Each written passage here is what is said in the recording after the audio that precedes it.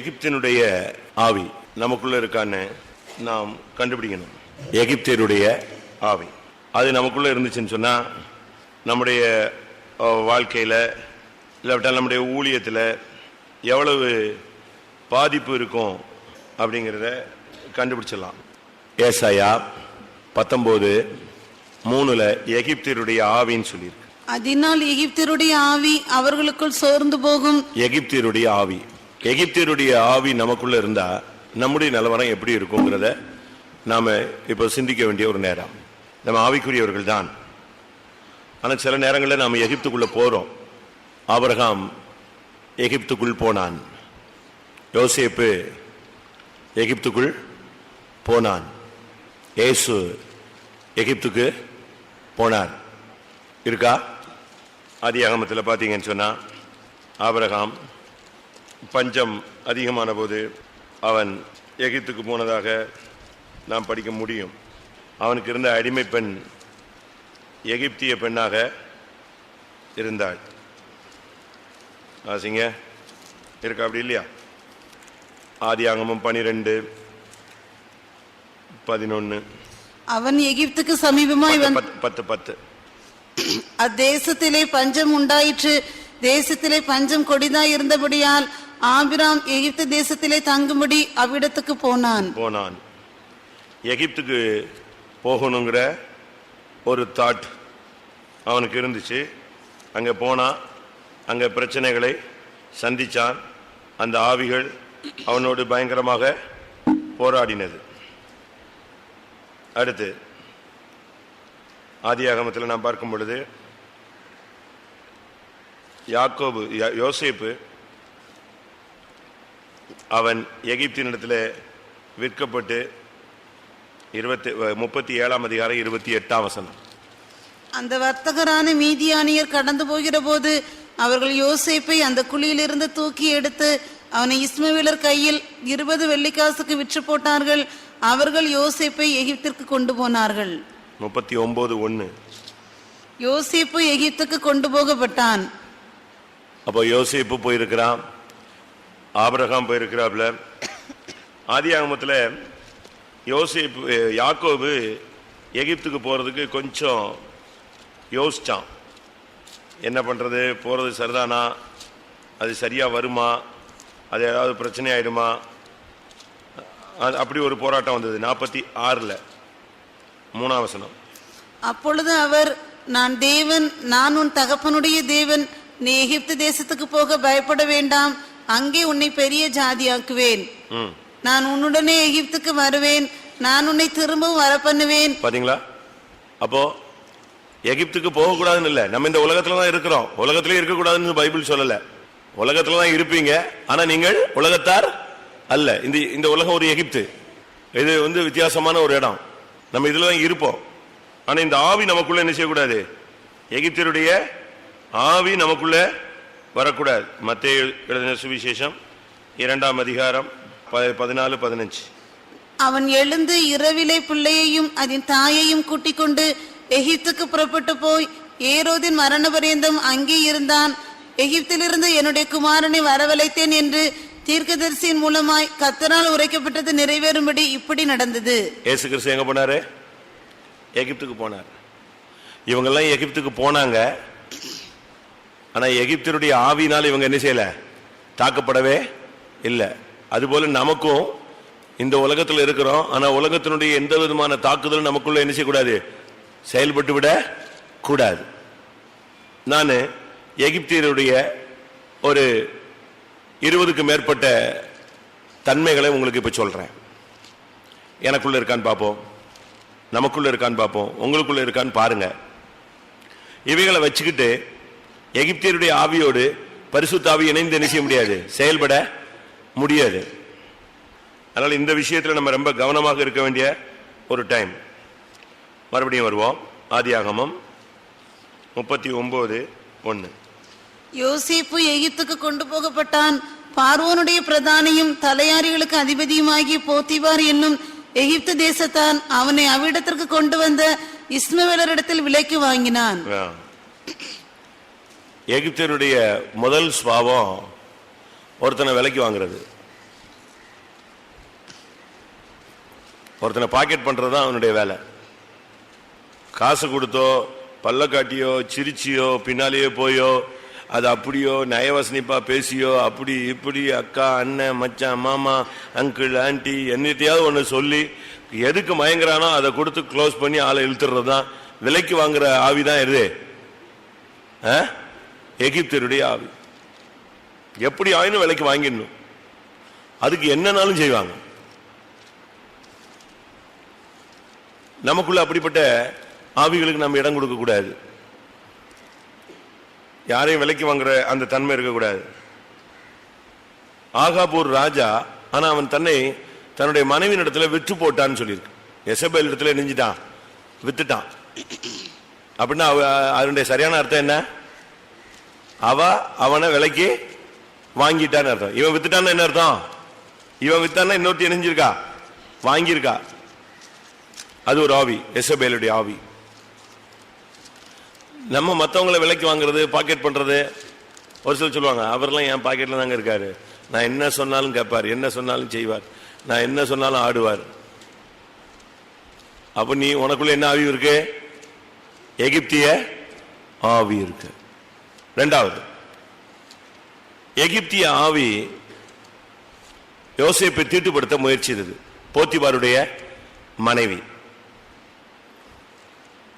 போத்திபாருடைய மனைவி இவனை வாழ்க்கைய, அவனுடைய வாலிப பிராயத்தை, அவனுடைய மனதை, அவன் சரீரத்தை, அவன் ஆத்மாவை கெடுக்கிறதுக்கு அந்த ஆவி நெஞ்சது போராண்டது.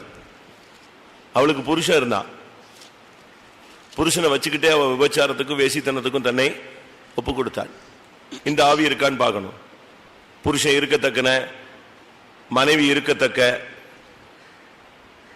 தவறான பாதைகள், பிரதிஷ்டை இருக்கத்தக்க. மெல்கிசேதேக்கின் பிரதிஷ்டை நமக்கு இருக்கு. உங்கள் அநேகருக்கு புருஷர்கள் இருக்கிறார்கள், உங்களில் அநேகருக்கு மனைவிகள் இருக்கிறார்கள். இவைகளுக்கு மத்தியில் இந்த எகிப்தின் ஆவி என்ன செய்யுது? யோசேப்பு என்ன செய்யுது? சேதப்படுத்த முயற்சிக்குது. நான் அசிங்கமா பேசுறேன்னு நினைக்க கூடாது. எகிப்தியருடைய ஆவியை தான் நான் என்ன செய்யறேன், பேசுறேன். ஏனென்றால் இன்னைக்கு சபைக்குள்ள இந்த ஆவிகள் என்ன செய்யுது? உள்ள நுழையுது. புருஷனை வச்சுக்கிட்டே மனைவி வேற ரூட்ல போறது, மனைவி வச்சுக்கிட்டே புருஷன் வேற லைன்ல போறது. கேட்டா அவ கீழ்ப்படியல, அவ என்னோட ஒத்து வரல, சமாதானமா இல்ல, அவ எனக்கு பணிவிடை செய்யல, அவளை கட்டினதுல இருந்து என் வாழ்க்கை போயிடுச்சு, இந்த ஆளை கட்டினதுல இருந்து எனக்கு நரகமாயிடுச்சு. இதெல்லாம் நல்லா இருக்கு டைலாக். பாதாளத்துக்கு நீ எகிப்தின் ஆவிக்கு இடம் கொடுத்து இப்படி ஆயிருக்குங்கிறத கவனிச்சுக்கணும். எகிப்தினுடைய ஆவி தான் இந்த வேலை என்ன செய்யும். எபிரேயனுடைய ஆவி இந்த வேலை என்ன செய்யாது.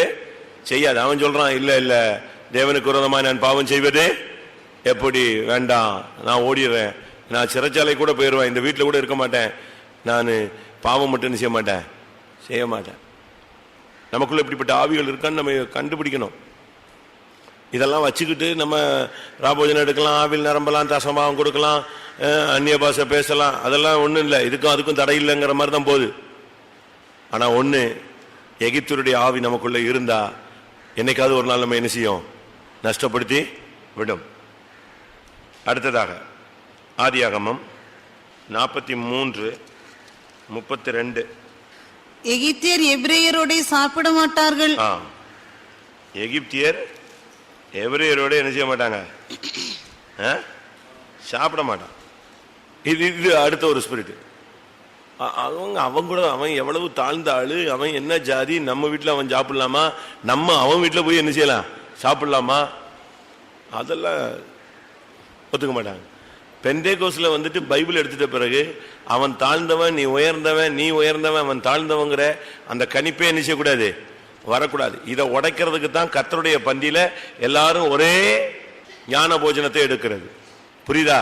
ஒரே பிரெட்டை பிச்சு கொடுக்கறதுக்கு காரணம், நாம எல்லாரும் என்னது, ஒரே சரீரம், ஒரே கப்பல எல்லாரையும் பானம் பண்றது என்னன்னா, நாம் எல்லாரும் என்ன செய்யறோம்? அநேகராகிய நாம் ஒன்றாக்கப்படுகிறோம். எதுலதான்? இந்த கர்த்தருடைய பந்தியில தான்.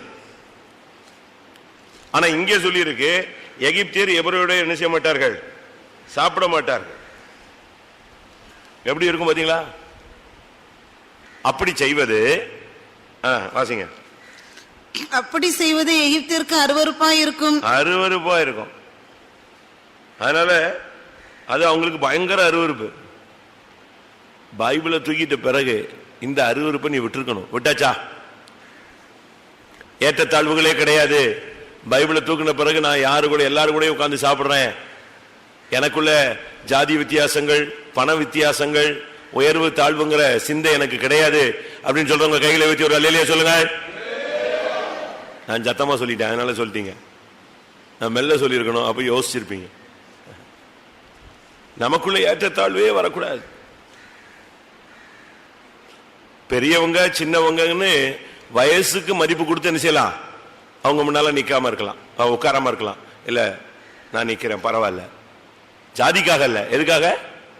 அந்த ஸ்தானம், வயசானவங்க, மதிப்புக்குரியவங்க, பரிசுத்தவான்கள் அப்படின்னா நம்ம அதுக்கு என்ன செய்யலாம்? மதிப்பு கொடுத்து நிக்கலாம். அது அவங்க உயர்த்தப்பட்டவங்க, நீ தாழ்த்தப்பட்டவங்களுக்காக அல்ல. இப்ப நம்ம ஒரு ஆபீசரா பார்க்க போறோம், போய் உட்கார்ந்துட முடியுமா? ரூம்ல அவன் சொன்னாதான் நிச்சய முடியும், உட்கார முடியும். அதை நான் சொல்லல. ஆனா இங்க சொல்லி இருக்கிறது, எகிப்தியன் வந்துட்டா எவரையும் அந்த இடத்துல பந்திருந்தா என்ன செய்ய மாட்டான்? உட்கார மாட்டான். அவனா இருக்கான், சாரி ரைட் நம்ம போலாம். அந்த ஏற்றத்தாழ்வின் ஆவி எகிப்தினுடைய ஆவி. நமக்குள்ள அப்படி வரவே கூடாது. என்னைக்கு ஞானசானம் எடுத்தோமோ, இல்லைன்னா நீ ஞானசானமே எடுக்க கூடாது. ஞானசானமே நீ எடுக்க கூடாது. எடுத்துட்டா நீ எல்லாரும் என்னது? கிறிஸ்துவுக்குள் நாம் ஒன்றே, ஒரே ஆவினால் தாக்கம் தீர்க்கப்பட்டோம், ஒரே ஞானஸ்தானத்துக்குள்ளாக நாம் ஞானஸ்தானம் பண்ணப்பட்டோம். அதனால நமக்குள்ள எந்த ஏற்றத்தாழ்வும் இருக்கவே கூடாது. அதான் சத்தியம். யாரா இருந்தாலும் மொழி, இனம், எந்த பாகுபாடும் என்ன செய்யக்கூடாது? இருக்க கூடாது. தெளிவா நம்ம நிக்கணும். இப்ப நீங்க பாத்தீங்கன்னா நாகாலாந்துல 18 ட்ரைப்ஸ் இருக்காங்க. நாகாலாந்துல 18 பழங்குடியினர் இருக்கிறாங்க, ஜாதிகள். ஒவ்வொருத்தருக்கும் ஒவ்வொரு ட்ரெஸ் இருக்கு. ட்ரெஸ் மீன்ஸ் இந்த ஷால், அவங்க ஷால் போத்துறாங்க இல்லையா, அந்த ஷாலை வச்சு இவன் யாருன்னு கண்டுபிடிச்சிடலாம். அந்த கலர், அந்த டிசைனை வச்சு இவன் யாரு, இவன் இந்தந்த கோத்திரத்தை, இந்தந்த பழங்குடியை சேர்ந்தவன் இருக்கும். ரொம்ப தெளிவா இருக்கும். எல்லாரும் கிறிஸ்டியன்ஸ்.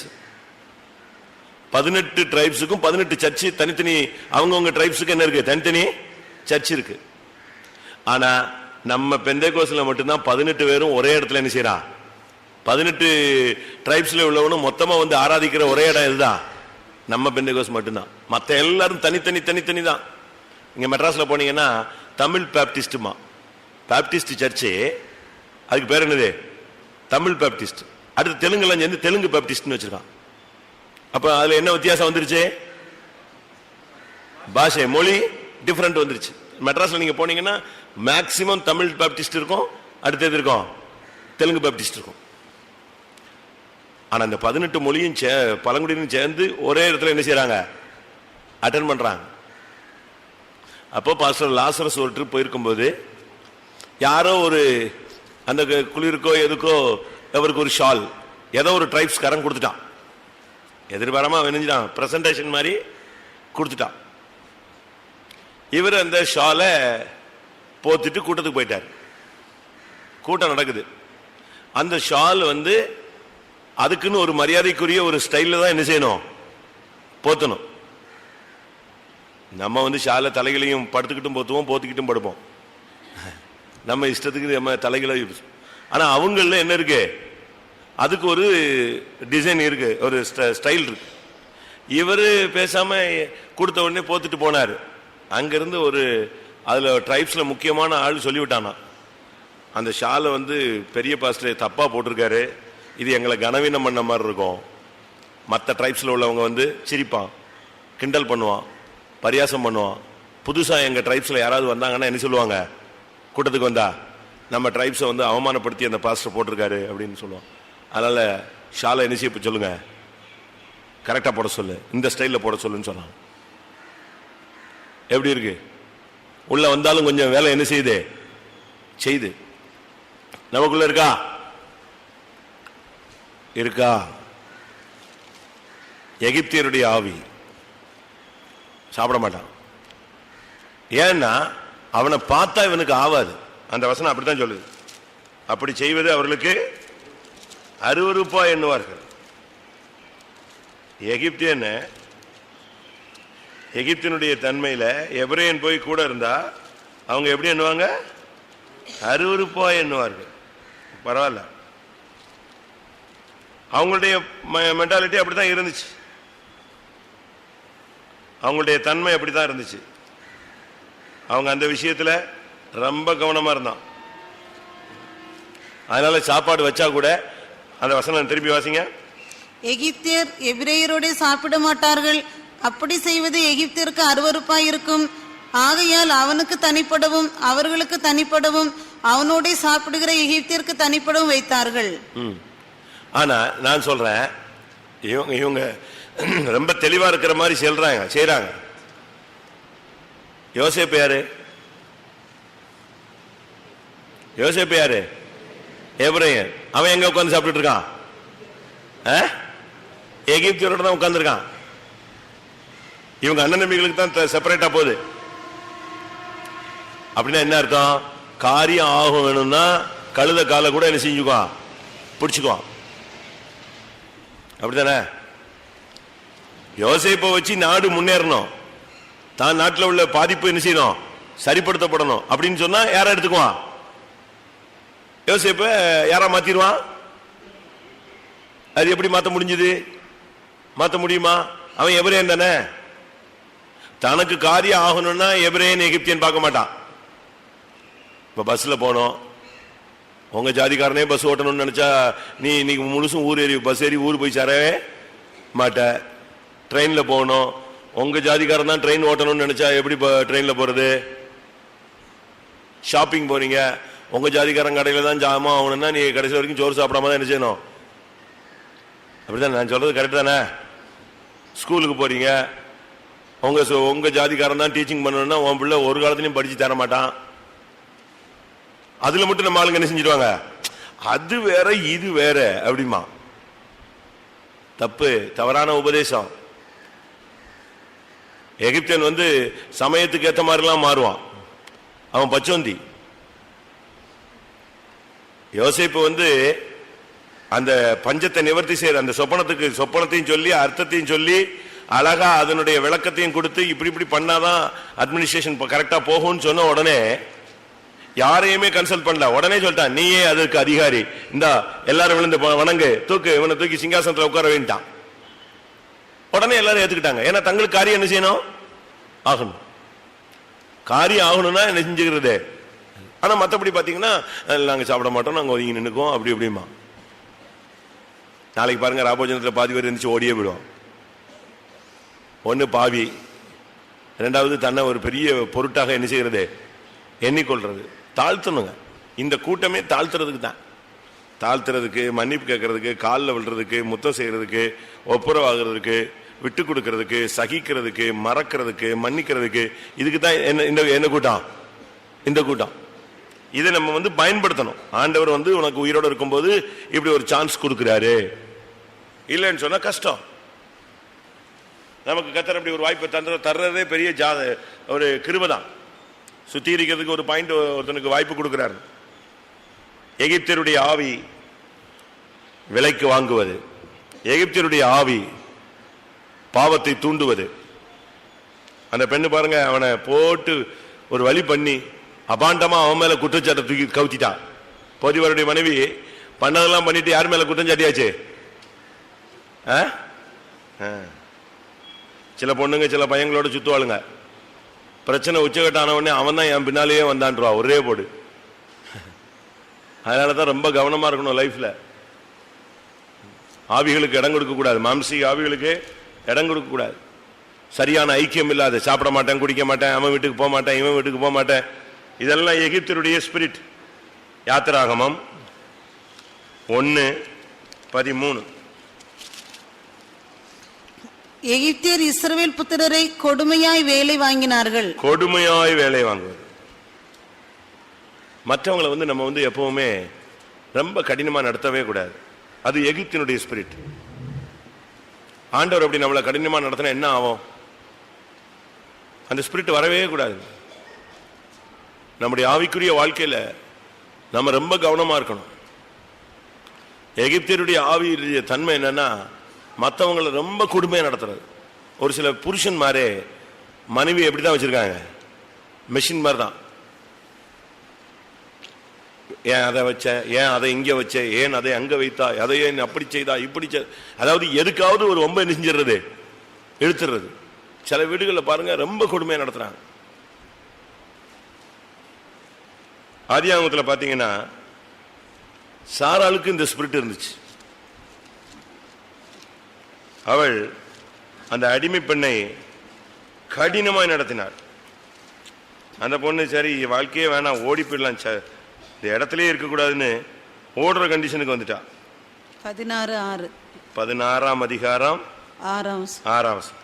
அதற்கு ஆபிரகாம் சாராயை நோக்கி, இதோ உன் அடிமை பெண் உன் கைக்குள் இருக்கிறாள், உன் பார்வைக்கு நலமானபடி அவளுக்கு செய் என்றான். அப்பொழுது சாராய் அவளை கடினமாய் நடத்தினபடியால் அவள் அவளை விட்டு ஓடி போனாள். என்ன பண்ண முடியும்? கடினமாய் நடத்தக்கூடாது, கொடுமையாய் நடத்தக்கூடாது. வேலைக்காரங்களை போல, அடிமைகளை போல அப்படிலாம் நம்ம நடத்தி பழகக்கூடாது. அப்படி நம்ம நடத்தும் போது தேவன் நம்ம இடத்துல கணக்கு கேட்பார். மற்றவங்களை நம்ம அப்படி என்ன செய்யக்கூடாது, நடத்தவே கூடாது. கவர்மெண்ட் ஏத்துக்கிறானா? ஒரு வேலைக்காரனை கொடுமையா நடத்தினா கவர்மெண்ட் ஏத்துக்குதா? அவங்க கம்ப்ளைண்ட் கொடுத்த யாரை தூக்கி உள்ள வச்சிடறான்? எஜமான உள்ள தூக்கி வச்சிடறான். கடினமாய் நடத்துதல் அதெல்லாமே நம்முடைய ஜீவியத்தில் பயங்கரமான தோல்வியை கொண்டு வரும். அந்த பிராக்டிஸை நம்ம விடணும். கொடுமையாய் நடத்துவது, கடினமாய் நடத்துவது, நல்ல சாப்பாடு கொடுக்கறது இல்லை, அவங்களுக்கு நல்ல ஒரு உணவு உடை கொடுக்கறது இல்லை.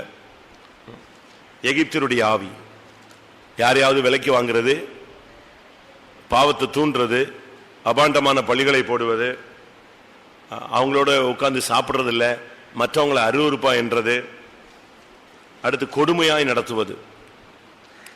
நான் நினைக்கிறேன் இந்த கொடுமையாய் நடத்துகிற ஆவி சாராளுக்குள் எப்படி வந்ததுன்னு நான் நினைக்கிறேன்னா, இந்த எகிப்துக்கு போயிட்டு வந்த பிறகு தான் இப்படி ஆயிடுச்சு அப்படின்னு நினைக்கிறேன். எகிப்துக்கு போனாங்களா? ஆதியாகமம் 12 சாராள் எகிப்துல போய் சரியா மாட்டிக்கிட்ட அரண்மனையில். எப்படியோ கர்த்தர் இரக்கம் பாராட்டி அவளை கொண்டு வந்தார். ஆனா வெளியே வந்த பிறகு சாராளுடைய கேரக்டர்ல எப்படி மாற்றம் இருந்துச்சு? எகிப்தருடைய அந்த கேரக்டர் இருந்துச்சு. அரண்மனையில் பார்த்தா என்ன மாதிரி ஸ்ட்ரிக்டா வச்சிருக்காங்க. அப்ப நம்மளும் இதே பாலிசியில பிடிச்சாதான் குடும்பத்தை என்ன செய்ய முடியும், கொண்டு போக முடியும். அப்படி செய்யக்கூடாது. கண்டிப்பு தேவை. ஆனா அன்பில்லாத கண்டிப்பு செயல்படாது, பிரயோஜனப்படாது. தமிழ்ல சொல்லுவான், பிடிச்சுக்கிட்டு தான் என்ன செய்யணும், அடிக்கணும். பிடிச்சிட்டு அடிச்சா அவன் என்ன செய்வான்? முதல்ல போய் அவனை பிடிக்கணும், அன்பா பேசி அவன் மேல நேசிச்சுட்டா. நீங்க அது பிறகு அவனை கண்டிங்க, அவன் என்ன செய்ய மாட்டான், உங்களை விட்டு போகவே மாட்டான். ஆனா ஒண்ணுமே இல்லாம போன உடனே அடிச்சீங்கன்னா, அவனை பிடிக்காம அடிச்சீங்கன்னா ஒரே அடியில வெணிஞ்சிருவான், ஒரே ஓட்டம் தான், ஓடி போயிடுவான். நீங்க எப்படி கண்டிக்கிறீங்க? சாராய் எகிப்துக்கு போய் திரும்பி வந்தபடினால் அவளுக்குள்ள எகிப்தின் ஆவி புகுந்து ஆகாரை கொடுமையாய் நடத்தினாள். அந்த ஆவி கடினமாய் நடத்த அவளுக்கு இடம் கொடுத்தது. ஆபிரகாம் அங்கே வாய் செத்தவனாய் மாறினான். என்னவாது பண்ணிட்டு போவான், இஷ்டத்துக்கு என்னத்தையா பண்ணு, என்னைய மட்டும் தொல்லை பண்ணாம இருந்துட்டாரு. அவர் விசுவாசி இல்லையா?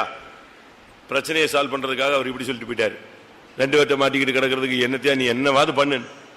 அவ இவளை போட்ட கொடுத்த டார்ச்சர்ல அவ எங்க ஓடிட்டா, விட்டு விட்டே ஓடிட்டா. நம்ம அப்படி செய்யக்கூடாது. ஓவர் டார்ச்சர் பண்ணி சபையை விட்டு துரத்துறது, குடும்பத்தை விட்டு துரத்துறது, ஊரை விட்டு துரத்துறது, அதெல்லாம் துன்மார்க்க எகிப்தின் ஆவி. அது யாத்திராகமம் 2:11. மோசே பெரியவனான காலத்தில் அவன் தன் சகோதரரிடத்தில் போய் அவர்கள் சுமை சுமைக்கிறதை பார்த்து தன் சகோதரராகிய எபிரேயரில் ஒருவனை ஒரு எகிப்தியன் அடிக்கிறதை கண்டு, எகிப்தினுடைய ஆவி அடிக்கிறது, அடிச்சிருவாங்க. மனைவி அடிக்கிறது, தாய் தகப்பனை அடிக்கிறது, புருஷனை அடிக்கிறது. இது ஒரு ஸ்பிரிட். மனைவியை அடிச்சுட்டா நீங்க ஒப்புரவாகணும், இல்லைன்னா ராபோஜனம் எடுக்கக்கூடாது. மனைவி அடிக்கிறவங்களுக்குலாம் ராபோஜனம் கொடுக்க கூடாதுன்னு தான் சட்டம், உபதேசம். புருஷனை அடிக்கிறவங்க, எதிர்த்து அடிக்கிறவங்க, அது ஒரு ஸ்பிரிட் தான், சண்டைக்கார ஆவி. அது சுத்திட்டே இருக்கும். மொபைல் ஸ்பிரிட்னு சங்கீதத்தில் சொல்லியிருக்கு. கொடுமையும் சண்டையும் நகரத்தில் சுற்றி வர கண்டேன். அது மதிலில் சுத்திட்டு, அது நகரத்தில் சுத்திட்டே இருக்கும். அந்த ஆவி வரும்போது எந்த வீட்டில் சான்ஸ் கிடைக்குதோ உள்ள பூந்துரும். அப்படித்தானே? 54:55-9. ஆண்டவரே, அவர்களை அழித்து அவர்கள் பாஷையை பிரிந்து போக பண்ணும் கொடுமையையும் சண்டையையும் நகரத்திலே கண்டேன். அவைகள் இரவும் பகலும் அதன் மதில்கள் மேல் சுற்றி திரிகிறது. கொடுமையும் சண்டையும் சேர்ந்து சுத்திக்கிட்டே இருக்குமா. எங்க வீட்டுல வாய்ப்பு உடைக்குதோ அந்த வீட்டுக்குள்ள பூந்துரும். திடீர்னு பாத்தீங்கன்னா நல்லா இருந்த வீட்டுல சண்டை அடி தட்டி ரே கத்து கூக்குரல் ஆயிடும், அம்பிழுத்துருவாங்க. இந்த ஆவிகள் சுத்திக்கிட்டே இருக்கிறது. அடிக்கிற ஸ்பிரிட் இருக்கா? கர்த்தருடைய வேலைக்காரன் அடிக்கிறவனாய் இருக்க கூடாது. சண்டை பண்ணுகிறவனாயிராமல் அடிக்கிறவனாயிராமல் இருக்கணும். அடுத்து மத்தேயுல சொல்லி இருக்கிறது, ஒரு ஊழியக்காரன் அடிக்கவும் வெறிக்கவும் தொடங்கினான். அவனுக்கு என்ன உண்டாச்சு? நியாய தீர்ப்பு உண்டானது. மத்தேயு 24:49.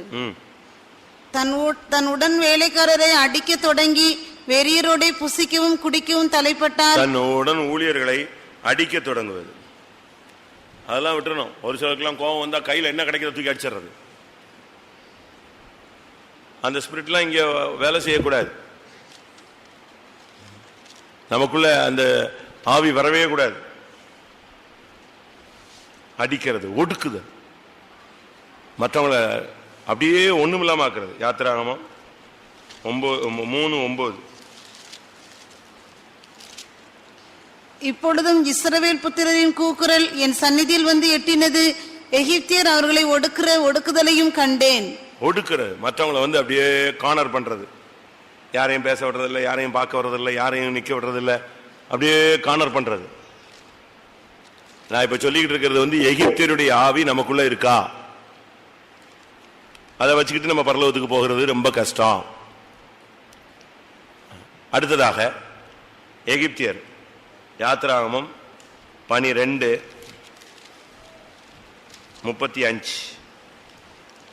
மோசே சொல்லி இருந்தபடி இஸ்ரவேல் ஜனங்கள் எகிப்தியரிடத்தில் வெள்ளி உடைமைகளையும் பொன்னுடைமைகளையும் வஸ்திரங்களையும் கேட்டார். எகிப்திட்ட என்ன இருந்துச்சு? வெள்ளி பொண்ணெல்லாம் இருந்துச்சு. அப்போஸ்தலர்கிட்ட என்ன கிடையாது? அப்போஸ்தலர் 3ஆம் அதிகாரம் அவங்க என்ன சொல்றாங்க? பொண்ணு வெள்ளியும் என்னிடத்துல இல்லை. அப்பொழுது பேதுரு, வெள்ளியும் பொன்னும் என்னிடத்தில் இல்லை. பாத்தீங்களா? அப்போஸ்தலர் 3:6 இருக்கு. பொன்னும் வெள்ளியும் எங்கள்கிட்ட கிடையாது. ஆனா எகிப்திட்ட என்ன இருந்துச்சு? பொன்னும் வெள்ளியும். அந்த ஆவி விட மாட்டேங்குது பாருங்க. அவன் இருந்து கேட்டு வாங்கிட்டு வரான் நம்மாளு.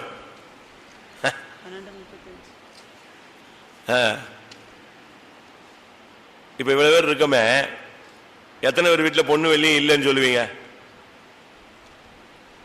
பொண்ணு வெள்ளியும் என் வீட்டுல இல்ல, பேங்க்ல கூட என் பேர்ல லாக்கர்ல இல்ல. கொஞ்சம் பேர் தான். இன்னும் ஒரு சிலர்லாம் ரேட் ஏறிக்கிட்டு இருக்குன்னு வச்சிருக்கான். ரேட் ஏறிக்கிட்டு இருக்குன்னு நெஞ்சிருக்காங்க, வச்சிருக்காங்க. பிஸ்கட்னா திங்கிற பிஸ்கட்ல தங்க பிஸ்கட் லாக்கர்ல வச்சிருக்காங்க.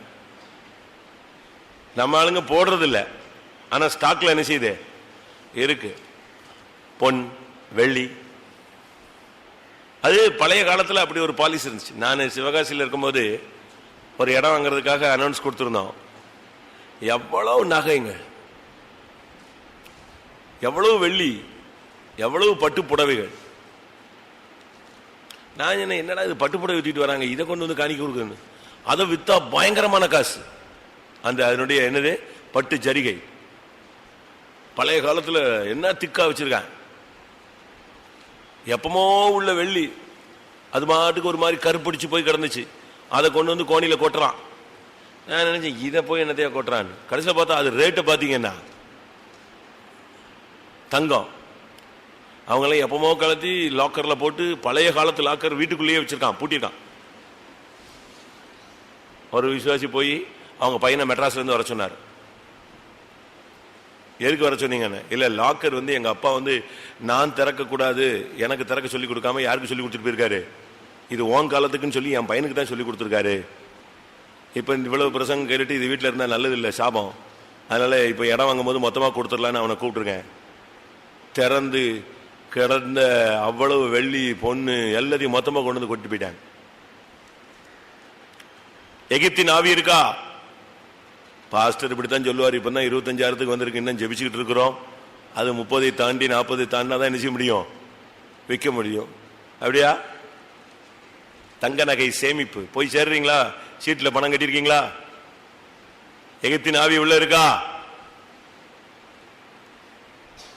அமைதியா இருக்கிறத பார்த்தா எதுக்கு சம்மதம் தெரியல எனக்கு. எகிப்தின் ஆவி பொன்னுடைமைகள் அதெல்லாம் இன்னைக்கு அநேகருக்குள்ள இருக்கு. அது மேல ஒரு ஆவி வாஞ்சை. ஒரு சிலர் எல்லாம் கல்யாணத்துல போட்டுக்கிறாங்க, ஒரு சிலர் ரிசப்ஷன்ல போட்டுக்கிறாங்க, ஒரு சிலர் வெளியூர் ஃபங்க்ஷனுக்கு போடுறாங்க. நான் சொல்றேன் ஓப்பனா, இன்னைக்கு சொல்றேன், இந்த கூட்டத்தில் சொல்றேன், நீ கலத்தாத. ஃபர்ஸ்ட் உனக்கு சொல்ற ஒரு சான்ஸ், நகையை நிச்சயாத, கலத்தவே கலத்தாத.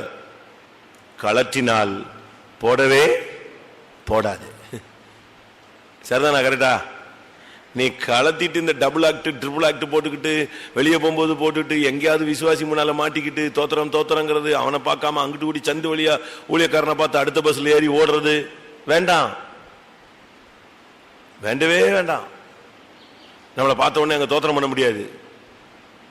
அதனால இவங்க அடுத்த பஸ் ஏறி ஓடுறது, அடுத்த தெரு வழியா ஓடுறது, அடுத்த சந்து வழியா ஓடுறது, கடைகளுக்கு ஓடாத. தெளிவாரு. பரலோகம் போகணும்னா களத்து, பரலோகம் போகணும்னா திரும்பி நிச்சயாத போடாது. அவ்வளவுதான். ஒன்று நீ பாவியாயிரு, இல்லாவிட்டால் பரிசுத்தவானாயிரு. ஒன்று நீ அனலாயிரு, இல்லாவிட்டால் என்ன செய், குளிராயிரு. இந்த நடுவில் கிடந்து வெதுவதுப்பா டபுள் அங்கேயும் இங்கேயும் மதில் மேல் பூனையாக ராகாபாய் போல மதில்ல உட்கார்ந்துட்டு இருக்காத. கவனமா இரு. கிறிஸ்தவ வாழ்க்கை ரொம்ப கவனம். ஆவிக்குரிய ஜீவித்தை ரொம்ப கவனமா நம்ம அடியெடுத்து வைக்கணும். அடுத்து யாத்திராகமம் 14:10. பார்வோன் சமீபித்து வருகிற போது இஸ்ரவேல் புத்திரர் தங்கள் கண்களை ஏறெடுத்து பார்த்து எகிப்தியர் தங்களுக்கு பின்னே வருகிறதை கண்டு மிகவும் பயந்தார்கள். எகிப்தியர்கள் தங்களுக்கு பின்னே வருகிறது. ஒருத்தனை ஃபாலோ பண்ணிக்கிட்டே இருக்கிறது எகிப்தினுடைய ஆவி. எகிப்தினுடைய ஸ்பிரிட் என்னன்னா, அவன் எங்க போனா, அவ எங்க போனா, என் புருஷன் எங்க போயிருக்காரு, என் பிள்ளை எங்க போயிருக்கு, மனைவி வீட்டுல இருக்காளா இல்ல வேற எங்கேயாவது போயிட்டாளா, என்னது ஃபாலோ பண்ற ஸ்பிரிட். அவங்க எங்க போனாங்க, இவங்க எங்க பேசினாங்க, இவங்க இன்னைக்கு வந்தாங்களா, இங்க நின்னாங்களா, அங்க நின்னாங்களா, அவங்க கிட்ட போனாங்களா, இங்க போனாங்களா. பின்ன நீ ஏன் ஃபாலோ பண்ற? தேவன் அறியாம ஒண்ணுமே நிச்சயாது நடக்காது. அவருடைய கண்களுக்கு மறைவானது ஒன்றுமே இல்லை. நீ டிடெக்டிவ் குரூப்ல வேலைக்கு சேர்ந்திருக்கிற. ஒரு சில விசுவாசிகள் இவங்களுக்கு ஒரு குரூப்புக்கு, நான் அங்க பார்த்தேன் இங்க பார்த்தேன், அவங்க அங்க நின்னாங்க, இவங்க நின்னாங்க, அங்க போனாங்க இங்க போனாங்க. இது ஒரு டீம் சபைக்குள்ள என்ன செய்யுது, வேலை செய்யுது. பாஸ்டர் நான் அங்க பார்த்தேன், பாஸ்டர் நான் இங்க பார்த்தேன், பாஸ்டர் எங்க பார்த்தேன். பாஸ்டர் எங்க தான் இருப்பாரு. அவர்கிட்ட வெளியே போக கூடாதா, கடைக்கு போக கூடாதா, விசிட்டிங் பண்ணக்கூடாதா, ரோட்ல கூட்டத்துக்கு போக கூடாதா? ஃபாலோ ஒன்னையாரு ஃபாலோவரா வச்சது. பின்னால போற வேலையை நிப்பாட்டணும். ஒரு பிரச்சனை முடிஞ்சிச்சா அது பிறகு அதனுடைய அடிச்சு விட நீ நினைச்ச கூடாது, பின்பற்ற கூடாது. திருப்பி எங்க போனான், திருப்பி எங்க வந்தான், எங்க உட்கார்ந்துருக்கான், அப்படியா இப்படியா போயிட்டாங்க. அவங்க எங்க இருந்து புறப்பட்டு போயாச்சு, எகிப்தை விட்டு புறப்பட்டு போயிட்டான். அவனை விடு, அவன் சாவுறான் வாழ்றான், அதை பத்தி நீ உனக்கு கவலை இல்லை. திருப்பியும் புறப்பட்டு வந்துட்டான். யாரு? ரதத்தெல்லாம் புறப்பட சொன்னான், உடனே புறப்பட்டான், வண்டி தூக்கிட்டு கிளம்பி வந்துட்டானே பின்னால. அவனால இருக்க முடியல. பாத்தீங்களா?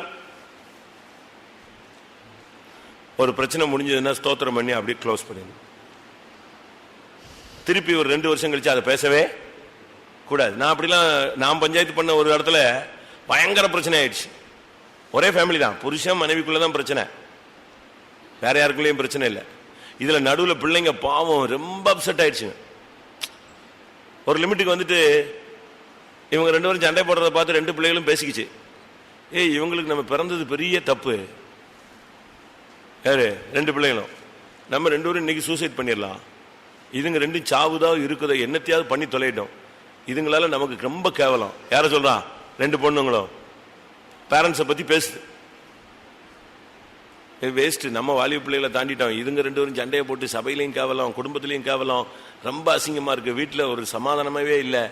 அதனால நான் செத்து போயிடலான்னு யோசிக்கிறேன். உடனே அவ சொன்னா, ஆமா அதுவும் நல்ல முடிவு தான், நம்ம செத்துடலாம், இதுங்க என்னத்தையாவது போய் தொலையிட்டுன்னு சொல்லிச்சு. அப்ப அதுல ஒருத்தி சொன்னா, நம்ம முடிவை யார்ட்டையே சொல்லிடுவோம், பேரண்ட்ஸ்டையே சொல்லிடுவோம். சொன்ன உடனே 2 பேருக்கும் பேயறிஞ்ச மாதிரி ஆகிப்போச்சு. உடனே எனக்கு ஃபோன், வாசல் உங்களை பார்க்கணும். என்னன்னு? இல்லை ஒரு சின்ன பிரச்சனை. இது என்னடா இது திருப்பியும் பிரச்சனை கிளப்பிட்டாங்களே. பணம் இருக்கு, கார் இருக்கு, பெரிய பெரிய கம்பெனிகள் இருக்கு, 100கணக்கான பேர் வேலை செய்யறான். கம்பெனி எல்லாம் அட்மினிஸ்ட்ரேஷன் பண்ண தெரியுது, ஆனா எதை அட்மினிஸ்ட்ரேஷன் பண்ண தெரியல, ஃபேமிலியை அட்மினிஸ்ட்ரேஷன் பண்ண தெரியல, புருஷனை கனம் பண்ண தெரியல, மனைவியை மதிப்பிக்க தெரியல. இதுதான் ப்ராப்ளம். இவங்க வர்றாங்கன்னு எனக்கு பக்கு பக்கு பக்குன்னுச்சு. என்ன சுவாமி பண்றது, இதுங்களுக்கு என்ன ஆலோசனை சொல்றது?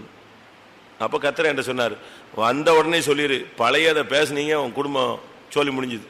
இன்னையோட பழையதை என்ன செய்யக்கூடாது, பேசாத, பூர்வமானவர்களை பேசாத, எதையும் பேசாதன்னு சொல்லு, அதுக்கு பிறகு கீழ்ப்படிஞ்சா பாருன்னார்.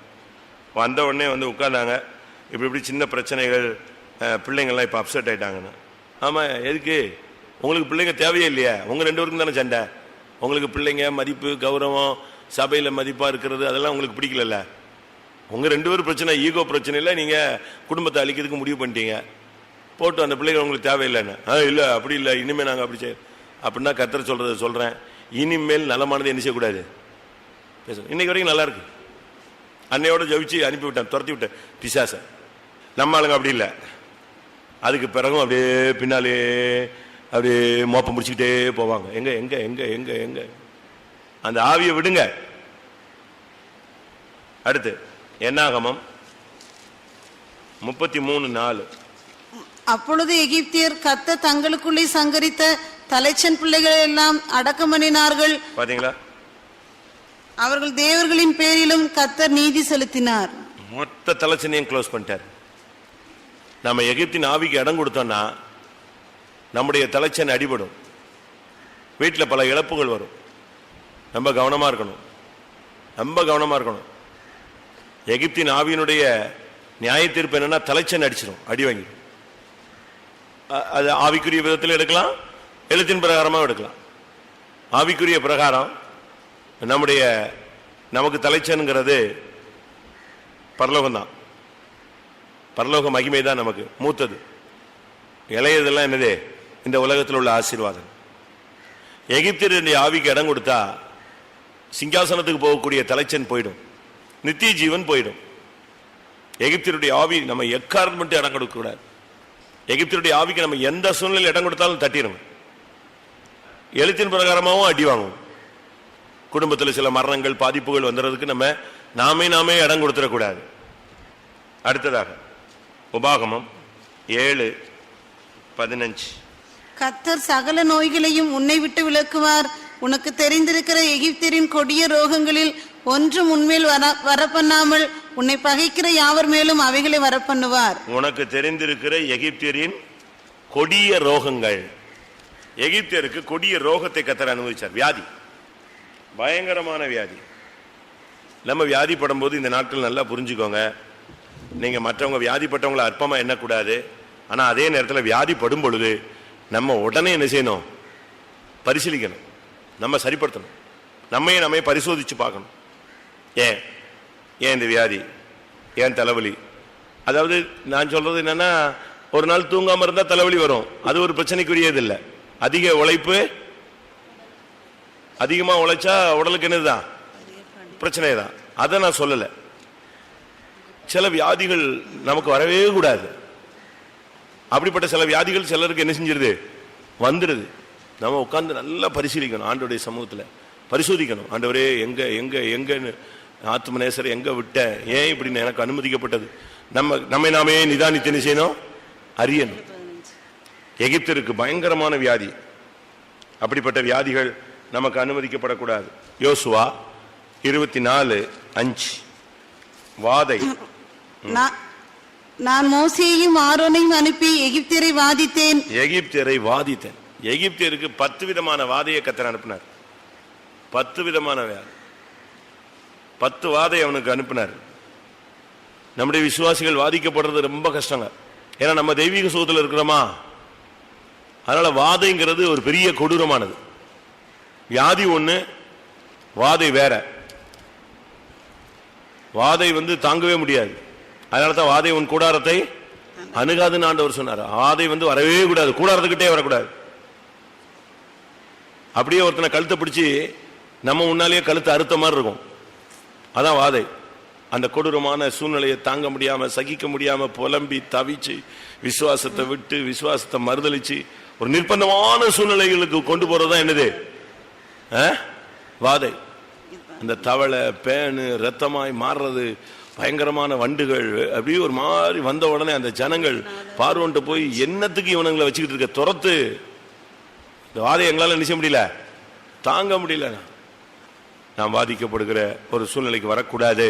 அதெல்லாம் எகிப்தினுடைய தாக்குதல். 1 சாமுவேல் 6ஆம் அதிகாரம் 6ஆம் வசனம். எகிப்தியரும் பார்வோனும் தங்கள் இருதயத்தை கடினப்படுத்தினது போல உட்கார்றாங்க. இருதய கடினம். இருதய கடினம் ஒரு கொடூரமான சக்தி. அதாவது என்ன பிரசங்கம் கேட்டாலும் இருதயம் உடையாது, சிலுவையை பார்த்தாலும் இருதயம் செய்யாது, உடையாது. எவ்வளவு பிரச்சனை வந்தாலும் மனம் திரும்ப மாட்டாங்க, கீழ்ப்படிய மாட்டாங்க, ஒப்பு கொடுக்க மாட்டாங்க, தாழ்ந்து போக மாட்டாங்க, மன்னிக்க மாட்டாங்க, மன்னிப்பு கேட்க மாட்டாங்க, ஒருத்தட்ட போய் ஒப்புரவாக மாட்டாங்க. அது என்ன ஆனாலும் சரி, அந்த ஸ்டபன் நேச்சர், வணங்கா கழுத்துள்ள ஜனங்கள். மார்க்கு 16:14 நினைக்கிறேன், உயிர்த்தெழுந்த இயேசு திரும்பி உயிர்த்தெழுந்த சூழ்நிலையில கூட இதைத்தான் கோவப்பட்டு சத்தம் போட்டார். சீசர்களை சத்தம் போட்ட காரியம் இதுல 2 காரியம். அதுல 1 இருதய கடினம். வாசிங்க மார்க் 16:14. அதன் பின்பு 11 போஜன பந்தியில் இருக்கையில் அவர்களுக்கு அவர் தரிசனமாகி உயிர்த்தெழுந்திருந்த தம்மை கண்டவர்களை அவர்கள் நம்பாமற் போனது நிமித்தம் அவர்களுடைய அவிசுவாசத்தை குறித்தும் இருதய கடினத்தை குறித்தும் அவர்களை கடிந்து கொண்டார். உயிர்த்தெழுந்த இயேசு சீசர்ல சத்தம் போட்ட ஒரு காரணம் இருதய கடினம். எவ்வளவு கர்த்தர் அவன்கிட்ட பேசுறாரு, பைபிள் படிக்கும்போது பேசுறாரு, தரிசனத்துல பேசுறாரு, தீர்க்கதரிசனத்துல பேசுறாரு, ஊழியக்காரன் மூலம் பேசுறாரு, மெசேஜ் மூலமா பேசுறாரு, பெரியவங்க மூலமா புத்தி சொல்ல வைக்கிறாரு. எவ்வளவோ காரியத்தின் மூலமா கர்த்தர் அவன்கிட்ட பேசுறாரு. கிருபையுள்ள தேவன், நீ விட்டுரு, மன்னிச்சிரு, சகிச்சிரு, மன்னிச்சிரு, தூக்கி விட்டுரு, எல்லாத்தையும் தூக்கி குப்பையில போடு எல்லாம் சொல்றாரு. திருப்பியும் கொஞ்ச நேரம் கழிச்சு இந்த நாய் கக்கனதை தின்ற மாதிரி டமால்னு மறுபடியும் பழைய லெவலுக்கு நின்னுக்கிற. வரக்கூடாது. அது நம்முடைய வாழ்க்கையில நம்ம இருதய கடினம் வரவே கூடாது. ஒரு சிலரெல்லாம் கர்த்தர் எவ்வளவோ சிட்சிக்கிறார். பார்வோனை போல சிட்சிக்கப்பட்டவங்க யாருமே கிடையாது. 10 வாதை நம்ம சொல்றோம், சும்மா சிம்பிளா சொல்லிக்கிறோம் 10 வாதைன்னு. தவளைன்னா 2 தவளை 3 தவளை இல்ல, எங்க ஃபுல்லா தவளை, தேசம் முழுவதும் சாப்பாடு பிளேட்ல குதிக்கும். அவன் அப்படி சாப்பாடு தூக்கி அனுப்பிச்சு ஓடி போயிடுவான். அங்க சிங்காசனத்துல அவன் மேலெல்லாம் குதிச்சுது. அவன் பார்த்தான், உடனே மோசையை கூப்பிட்டு, இன்னைக்கு இன்னோட விட்டுறேன், நீ உடனே ஜெபம் பண்ணுமா. ஜெபம் பண்ணி முடிச்ச உடனே பாப்பான், என்னடா அதுக்குள்ள தவளை போயிடுச்சு, எல்லாம் மேஜிக் தான் போல் இருக்கு, நம்ம ஜெயிச்சிடலாம், அதெல்லாம் விட முடியாதுமா. இருதயம் கல்லாய் போன விசுவாசிகளும் ஊழியர்களையும் வச்சுக்கிட்டு என்ன பிரசங்கம் பண்ணாலும், நான் 1.5 மணி நேரம் அல்லேலூயா பயங்கரமா கத்தினாலும் முழங்கால் போடுவேன்னா முழங்கால் போடாது. இது ஒரு பிடிவாத பிறவிகள், திமிர்வாத பிறவிகள்லாம் ரொம்ப இருக்கு. ஊழியத்திலையும் இருக்கு, வெளியே இருக்கு. எல்லாரும் முழங்கால் போடுவோம் அப்படின்னா அப்படின்னு உட்காந்துருக்கோம். இதெல்லாம் எகிப்தினுடைய ஸ்பிரிட்டுங்க. அப்படி காலை முடக்க விடாது, இருதயத்தை கல்லாக்கி வச்சுட்டு உட்கார்ந்துட்டு இருக்கோம். அடுத்து சங்கீதம் 105:38. எகிப்தியர் அவர்களுக்கு பயந்ததினால் அவர்கள் புறப்பட்ட போது மகிழ்ந்தார்கள். எகிப்தியர் அவர்களுக்கு பயந்தார். சரியான ஒரு பயத்தை கர்த்தர் அவங்களுக்கு கட்டளையிட்டார். பயந்தபடினால் அவர்கள் விட்டாங்க. அவங்க புறப்பட்ட போது அவர்கள் மகிழ்ந்தார்கள். எகிப்தியருடைய ஆவி பயம். வெளியே மட்டும்தான் அது அப்படி இப்படிமா, ஆனா உள்ளுக்குள்ள என்னது, ஒரு அலர்ஜி, ஒரு பயம் இருந்துகிட்டே இருந்துச்சு. என்ன நடந்துருமோ, இப்படி போனா அப்படி ஆயிருமோ, அப்படி போனா இப்படி ஆயிருமோ, ஒரு பயத்தின் ஆவி. தேவன் நமக்கு பயமுள்ள ஆவியை கொடாமல் பலமும் அன்பும் தெளிந்த புத்தியுள்ள ஆவியையே கொடுத்திருக்கிறார். 2 தீமோத்தேயு 1:7. தேவன் நமக்கு பயமுள்ள ஆவியை கொடாமல் பலமும் அன்பும் தெளிந்த புத்தியுள்ள ஆவியையே கொடுத்திருக்கிறார். நீங்க பயப்படவே கூடாது. எகிப்தியர் அடி வாங்கினா பயந்துருவான், கொஞ்சம் கொஞ்சமா பயப்படும். அடுத்ததாக ஏசாயா 19:2. சகோதரனுடைய சகோதரனும் சிநேகிதனுடைய சிநேகிதனும் பட்டணத்தோட பட்டணமும் ராஜ்யத்தோட ராஜ்யமும் யுத்தம் பண்ணும்படியாய் எகிப்தியரை எகிப்தியரோட போர் கலக்க பண்ணுவேன். எகிப்தியரை அவனுடைய ஆவி எப்படி எகிப்தியர்ட்டே சண்டை போடுவான். விசுவாசியோட சண்டை போடுறான், ஊழியக்காரங்களோட சண்டை போடுறாங்க, ஊழியர்களும் விசுவாசிகளும் சண்டை போடுறாங்க, விசுவாசியும் சண்டை போடுறான். இது என்ன நிலவரம்? எகிப்தின் ஆவி பாருங்க, அவங்களுக்குள்ளே ஐக்கியராகுது. எகிப்தியரை எகிப்தியரோட என்ன செய்வேன்? போர்க்கலக்க பண்ணுவேன். இன்னைக்கு அதுதான் நடக்குது. ஊழியக்காரங்களுக்குள்ளேயே ஏற்றத்தாழ்வுகள், குழப்பங்கள், வாக்குவாதங்கள், விசுவாசிகளுக்குள்ளேயே வாக்குவாதம். 12 சீஷர்கள், அதுல திடீர்னு ஒரு நாள் இயேசு முன்னால போயிட்டாரு, பின்னால ஒருத்தனை பிடிச்சு நெஞ்சிட்டு இருந்தான், தள்ளிட்டு இருந்தான். இயேசு கேட்டார், என்னப்பான்னு. உடனே அவங்க இல்லை ஒன்றும் இல்லை, நாங்கள் உங்களுக்கு யாராவது பெரியவனா இருக்கணும்னு ஆசைப்பட்டா என்ன செய்ய? பணிவிடைக்காரனாரு. ஏன் பெரியவனா இருக்கிறேன்னு சண்டை போட்டு சுத்திட்டு அலையிறீங்க? எதுக்கு இப்போ நீ இருக்கிறதே 12 பேர், இதுல பெரியவன என்ன கிரீடமா கொடுத்துட்றாங்க? வாசிங்க. ஒருவர் தள்ளி கொண்டு வருவாங்க. இயேசு கேட்டார், என்ன விஷயம், என்ன, யார் பெரியவன் என்று அவர்களுக்குள்ளே வாக்குவாதம் உண்டாயிற்று. லூக்கா 22:23. அப்பொழுது அவர்கள் நம்மில் யார் அப்படி செய்வான் என்று தங்களுக்குள்ளே விசாரிக்க தொடங்கினார்கள். அன்றியும் தங்களில் எவன் பெரியவனாய் இருப்பான் என்று அவர்களுக்குள்ளே வாக்குவாதம் உண்டாயிற்றா? தொடங்கிருச்சா? எத்தனை அதிகாரம்? 22-24. அவங்களுக்குள்ளே அடுத்த ஸ்டெப்புக்கு வந்துட்டான். எவன் பெரியவன்? ஏசு சொன்னார், இது என்னப்பா தொடங்கிட்டீங்களே, நான் இருக்கும்போதே, நான் தலைவர் இருக்கும்போதே நீ இப்ப யார் பெரிய, யார் அடுத்த தலைவர் யாருங்கிறது பிரச்சனை பண்ணிட்டீங்களே.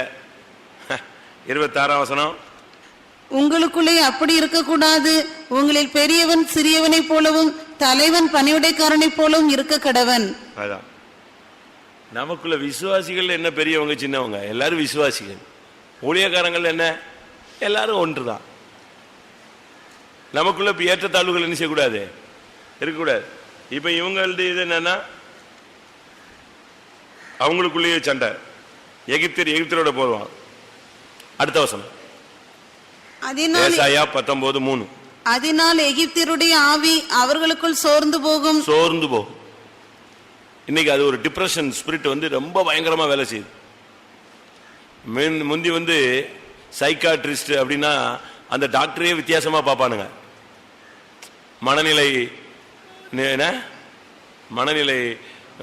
மனநல மருத்துவர்னு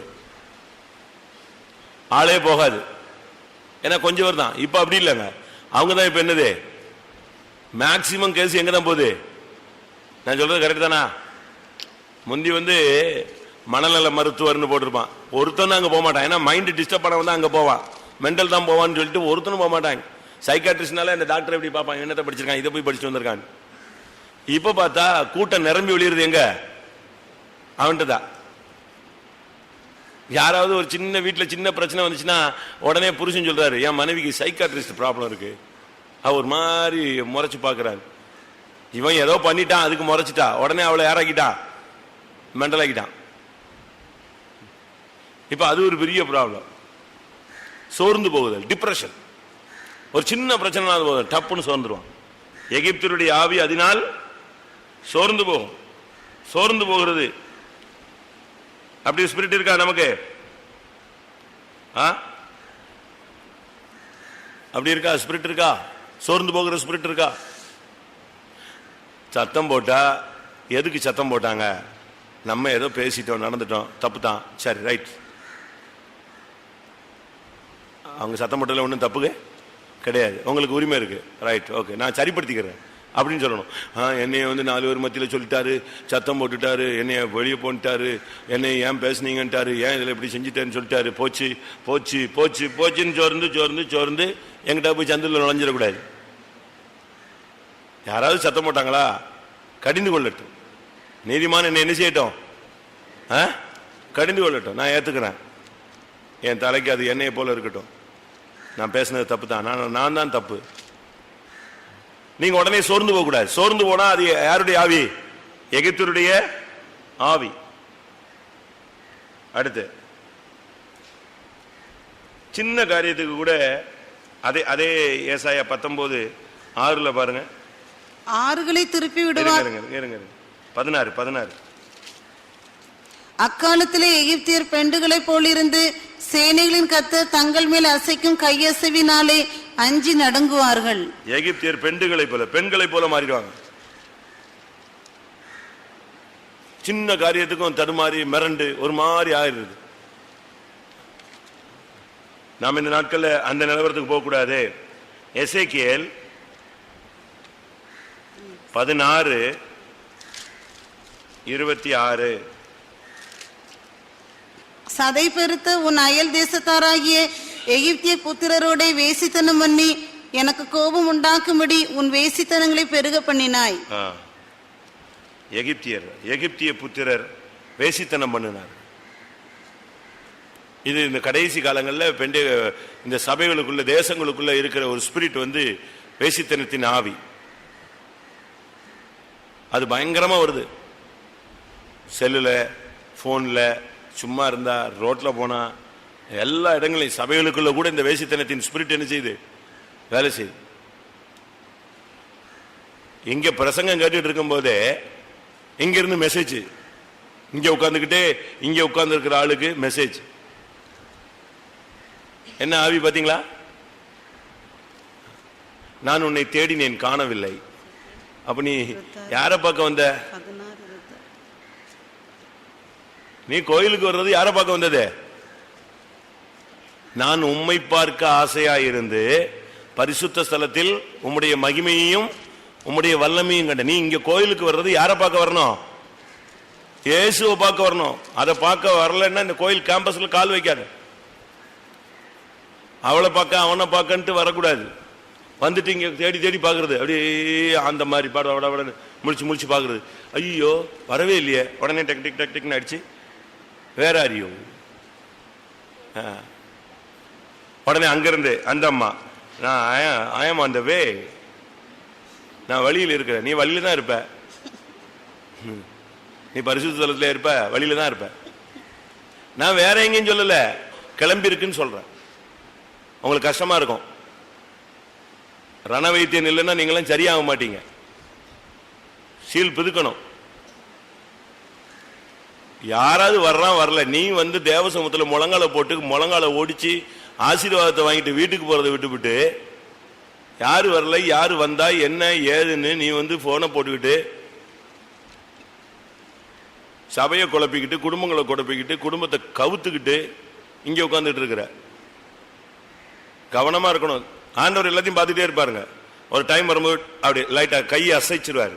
அவ்வளவுதான், முடிஞ்சு போச்சு. அவன் சாப்டர் தட்டி விட்டுருவாரு. இறக்கத்துக்கும் ஒரு என்ன இருக்கு? சமுத்திரத்துக்கு என்ன உண்டு? ஒரு கரை உண்டு. அந்த கரையை தாண்டினா சுனாமி எங்க நிற்கும்? அழிச்சிட்டு தான் போகும். ஆண்டவருடைய அன்பு ஒரு லிமிட்ல வந்துகிட்டே இருக்கும். உன்னை தேடி லிமிட் தாண்டிட்டேன்னா நானோ நீயோ யாருனாலும் அது என்ன செய்யாது. இப்ப சுனாமி நீங்க அடிச்சது பார்த்திருப்பீங்க. எவ்வளோ பேர் செத்துட்டாங்க. நியாய தீர்ப்பு ஆச்சா போச்சாங்கிறோம். நம்ம ஊழியக்காரங்களும் செத்துருக்காங்க, அதுவும் சத்தியம். இதே சுனாமியில யாரும் செத்துருக்கா? நம்ம ஊழியக்காரங்களும் செத்துருக்காங்க. அதனால சுனாமி வரும்போது யாரும் என்ன செய்யாது, அது மூஞ்சி முகரை எல்லாம் பார்த்துட்டு இருக்காது. ரொம்ப கவனமா இருக்கணும். நம்முடைய வாழ்க்கையில ரொம்ப கவனமா இருக்கணும். வேசித்தனத்தின் ஆவிக்கு நீங்க சபைக்குள்ள என்ன செய்யக்கூடாது? இடம் கொடுக்க கூடாது. ரொம்ப கவனமா இருக்கணும். எல்லாத்துக்கும் ஒரு லிமிட் வச்சு தான் போகணும். நான் அதனால தான் இந்த அங்கிள் ஆண்டினாலே எனக்கு பேய் பிடிச்சாத மாதிரி இருக்கும். சொந்த அங்கிள் ஆண்டியை மட்டும்தான் அங்கிள் ஆண்டின்னு சொல்லணும். ரோட்ல போறவன் எல்லாரையும் அங்கிள் ஆண்டின்னு என்ன செய்யக்கூடாது, சொல்லவே கூடாது. அந்த அங்கிள் வந்தாங்க, இந்த ஆண்டி வந்தாங்க. எந்த அங்கிள் ஆண்டி? நான்லாம் இப்படி ட்ரைனிங் எடுத்திருக்கேன். நானு இப்படி ட்ரைனிங் என்னைய ஒரு ஊழியக்காரர் தாளிச்சிட்டாரு, என்னைய கொண்டுட்டாரு. நான் சின்ன பிரதரா இருந்தேன், அசிஸ்டண்டா ஒரு 2.5 வருஷம். எனக்கு பெரியவர் ஒருத்தர் இருந்தார். அன்னைக்கு ஃபெய்த்தம்ல சின்ன கிளாஷ், ஒரு சின்ன ஒரு தென்றல் புயலாக மாறினது, குழம்பிடுச்சு. எனக்கு தெரியாது, எனக்கு கொஞ்சம் கொஞ்சம் தெரியும். பட் நான் புது ஃபெய்த்தம்ல பில்டிங் ஒர்க்கில் செஞ்சுட்டு இருந்தேன்.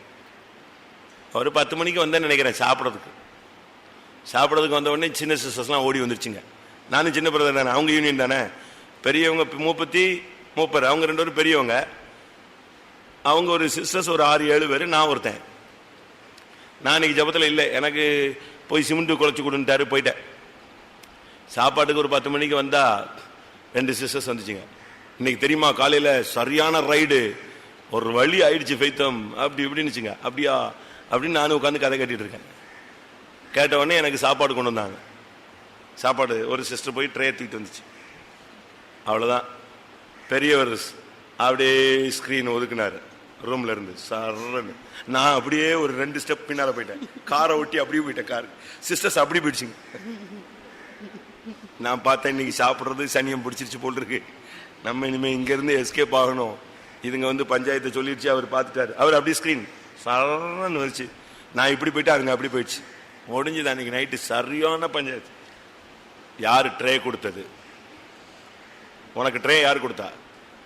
நான் சொன்னேன், நான் ஒரு பேர், அவங்க ஒரு 6-7 பேர்ல 2 பேர் நின்னாங்களா, அந்த அக்கா கொடுத்தாங்க. அப்படியா?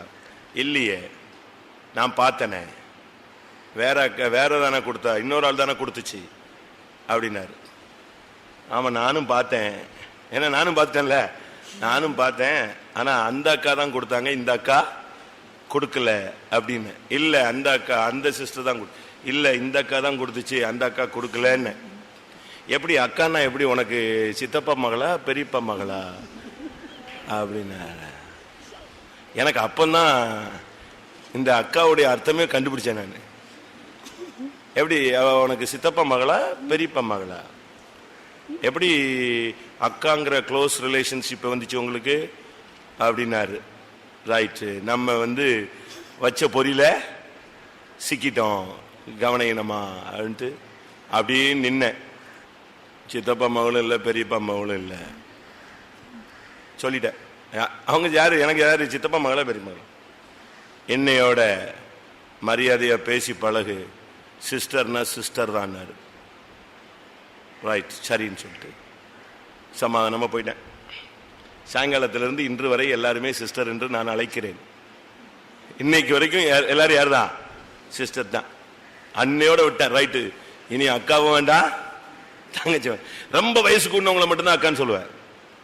ரொம்ப அளவுக்கு மிஞ்சி வயசு கூடவங்கள தான் யாரு டீசெண்டா பேசிட்டு போயிடுறது. அன்னையோட எது போயிடுச்சு? அவர் சொல்றாரு, இந்த அக்கா அண்ணன் அப்படியே பின்னால போறதெல்லாம் க்ளோஸ் ரிலேஷன்ஷிப். நீ அந்த பார்டர்லயே நில்லு, நல்லதுதான். அதனாலதான் இந்த அங்கிள் ஆன்டிங்கிறதெல்லாம் நான் சும்மா ரோட்ல போறவன் வந்து அந்த நட்டு மாட்டம் வருவான், அந்த அங்கிள் நட்டு மாட்டம் வந்தாரு, அந்த அவன் நட்டு தானே மாட்டம் வந்திருக்கான், அவனுக்கு எதுக்கு அங்கிள் பேர் கொடுக்குற? நான் சொல்றது சரியா தப்பா? கீரை விற்கிறவளும் ஆண்டி, சொந்தக்காரியும் ஆண்டி, பேப்பர் போடுறவனும் அங்கிளு, எலக்ட்ரீஷியனும் அங்கிளு. இதெல்லாம் விடுங்க, கரெக்டா நிப்பாட்டுங்க. கரெக்டா நிப்பாட்டினீங்கன்னா நீங்களும் நல்லா இருப்பீங்க, உங்க பிள்ளைகளும் நல்லா இருக்கும். இல்லைன்னா அப்படி இப்படி சுத்தி சுத்தி கடைசியில பாஸ்டர் ஜோயல் சொல்லுவார், இப்படி போய் அப்படி போய் அப்படி போய் இப்படி போய் இப்படி வந்துருச்சும்பாரு. அது புரியாது நமக்கு. அவர் சொல்ற அதே மாதிரி இந்த ஆன்டி அங்கிள் இப்படி போய் அப்படி போய் அப்படி போய் இப்படி போய் ஒரிஜினல் ஆன்டி அங்கிளா மாறிடுவாங்க. உண்மையான அங்கிளா மாறிடுவான், ஆன்டியா மாறிடுவான். அப்படி வர வேண்டாம். பிரதர்னா பிரதர், சிஸ்டர்னா சிஸ்டர், பாஸ்டர்னா பாஸ்டர். அதுலயே நில்லு. அந்த ட்ராக்கை விட்டு லெப்ட் ரைட் என்ன செய்யாத, எடுக்காத. நான் சொல்றது சரின்னு சொல்றவங்க அல்லையா சொல்லுங்க. இனிமே இதை ஃபாலோ பண்ணுங்க, நான் செக் பண்றேன். சரி, அடுத்து அப்போஸ்தலர் 7ஆம் அதிகாரம் 22ஆம் வசனம். மோசே எகிப்தருடைய சகல சாஸ்திரங்களிலும் கற்பிக்கப்பட்டு வாக்கிலும் செய்கையிலும் வல்லவனானான். மோசே சகல சாஸ்திரங்களையும் கற்று தேர்ந்திருந்தான். எகிப்தினாலே சாஸ்திரம் தான். கூப்பிட்டா போதும். பார்வனுக்கு முன்னால மோசையும் ஆரோனும் நின்ன உடனே பார்வான் அடுத்த கூப்பிட்ட ஆள் யாரதான்? ஜோசியக்காரனை கூப்பிடு, சாஸ்திரியை கூப்பிடு, குறி சொல்றவனை கூப்பிடு. இவன் என்னவோ ஒரு கம்பை கொண்டு வந்திருக்கான், கம்பை தூக்கி போட்டா என்ன ஆகுது? பாம்பாயிடுச்சு. அவன் என்ன பண்றான்? கூப்பிடுனா அவன் வந்து டக்குன்னு போட்டான், அதுவும் என்ன ஆயிடுச்சு? பாம்பாயிடுச்சு. அவனுக்கு கூடயே யாரதான் வச்சிருக்கான்? நீ பெந்தைகோஸ்ல வந்துட்ட பிறகு இந்த சாஸ்திரம், குறி சொல்றது, அஞ்சனம் பாக்குறது, அதுக்கெல்லாம் போக கூடாது. இந்த கிறிஸ்டோபர்னு ஒருத்தர் எழுதியிருக்காரு, திருமறை அறிஞர்னு ஒருத்தர் இருப்பான் கிறிஸ்டியன் வேர்ல்டுல, கிறிஸ்டோபர்னு கேள்விப்பட்டிருக்கீங்களா? அவர் ஒரு ஃபேமஸ் பிரீச்சர், இறந்துட்டாரு. அவர் சொல்றாரு, பெந்தேகோஸ்ல கூட இப்படி கோடாங்கிகள் வந்திருக்காங்கிறான். பெந்தேகோஸ்லே குறிகாரர்கள் இருக்கிறாங்கன்னு சொல்லி ஒரு புக்ல எழுதியிருக்கான். என்கிட்ட இருக்கு அந்த புக். கிறிஸ்தவ கோடாங்கிகள், கத்தர் அப்படி சொன்னார், இப்படி சொன்னார், அதை சொன்னார், இதை சொன்னார், அதை காட்டினார், இதை காட்டினார் அப்படின்னு சொல்றாங்க. இதை தேடி ஒரு குரூப் என்ன செய்யுது? சபையை விட்டு அவங்க பின்னால அலையுது. கிறிஸ்தவ கோடாங்கிகளுக்கு நீங்கள் எச்சரிக்கையா இருங்கள். எப்படி? இப்ப நம்ம ஆளுங்க பாதி பேர் நீங்க ஜெபம் பண்ணுங்க, என்ன என்ன சொன்னார்னு சொல்லுங்களேன். உடனே அவங்க சொல்லுவாங்க என்ன சொன்னார், உடனே அதுக்கு ஒரு 2 வசனம் சொல்லி விட்டா போதும். அடுத்த வாரம் இவன் வருவான் திருப்பி என்ன சொன்னாங்க.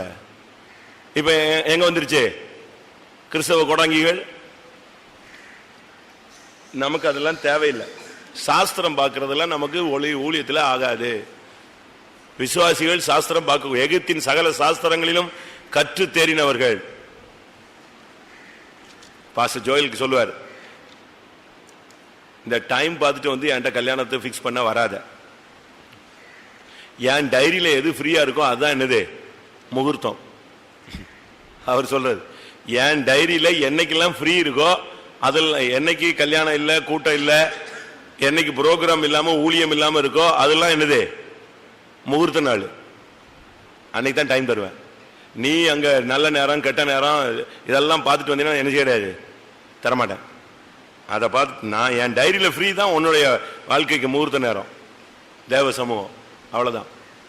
நம்ம ஆளுங்க பாருங்க பயங்கரமா சாஸ்திரம் பாக்குறாங்க. பாக்குறீங்களா? இங்க வராங்க, கத்தர் என்ன பேசுறாரு, இங்க ரஃப் அண்ட் டப்பா அடிக்கிறானுங்க. சரி இது ஒத்து வராது, வேற எங்கேயாவது கூட்டத்துக்கு போவோம், அங்க எப்படி இருக்குன்னு பார்க்கலாம். என் மகளே என் மகனேன்னு யாராவது சொல்றானான்னு பார்ப்போம். இது கூட கிறிஸ்தவ சாஸ்திரம் தான். நம்முடைய வாழ்க்கையில நாம் சாஸ்திரங்கள்ல போகக்கூடாது. அடுத்ததாக எபிரேயர் 11:29. எபிரேயர் 11:29. விசுவாசத்தினாலே அவர்கள் சிவந்த சமுத்திரத்தை உலர்ந்த தரையை கடந்து போவது போல கடந்து போனார்கள். எகிப்தியர் அப்படி செய்ய துணிந்து அமிழ்ந்து போனார்கள். துணிஞ்சு எதனாலும் செய்யறது, எதனாலும் பேசுறது. நான் இன்னைக்கு சொல்றேன், நீங்க பேசுற எல்லா வார்த்தையும் எனக்கு வருது. இதுக்கு நெட் எல்லாம் தேவையில்லை. நெட் இல்லாமலே ஒர்க் பண்ணும். சேட்டலைட் தேவை கிடையாது. எல்லா மெசேஜ் எங்க வந்துடும்? நீ என்ன பேசின, உன் பிள்ளை என்ன பேசின, உன் புருஷன் என்ன பேசினா, உன் மனைவி என்ன பேசினா, எல்லார பத்தி உள்ள கதைகள் வந்துகிட்டே இருக்கும். இல்லைன்னா நாங்க ஊழியம் செய்ய முடியாது. எல்லா செய்தியும் கரெக்டா வந்துட்டு இருக்கு. எங்க எங்க எங்க எங்க என்ன கொஞ்சம் லேட்டா கிடைக்கும், இல்ல கரெக்டா ஸ்பாட்டா கரெக்ட் டயத்துல கிடைக்கும். துணிந்து நம்ம பேசக்கூடாது எதையுமே. அது சவுலின் ஆவி.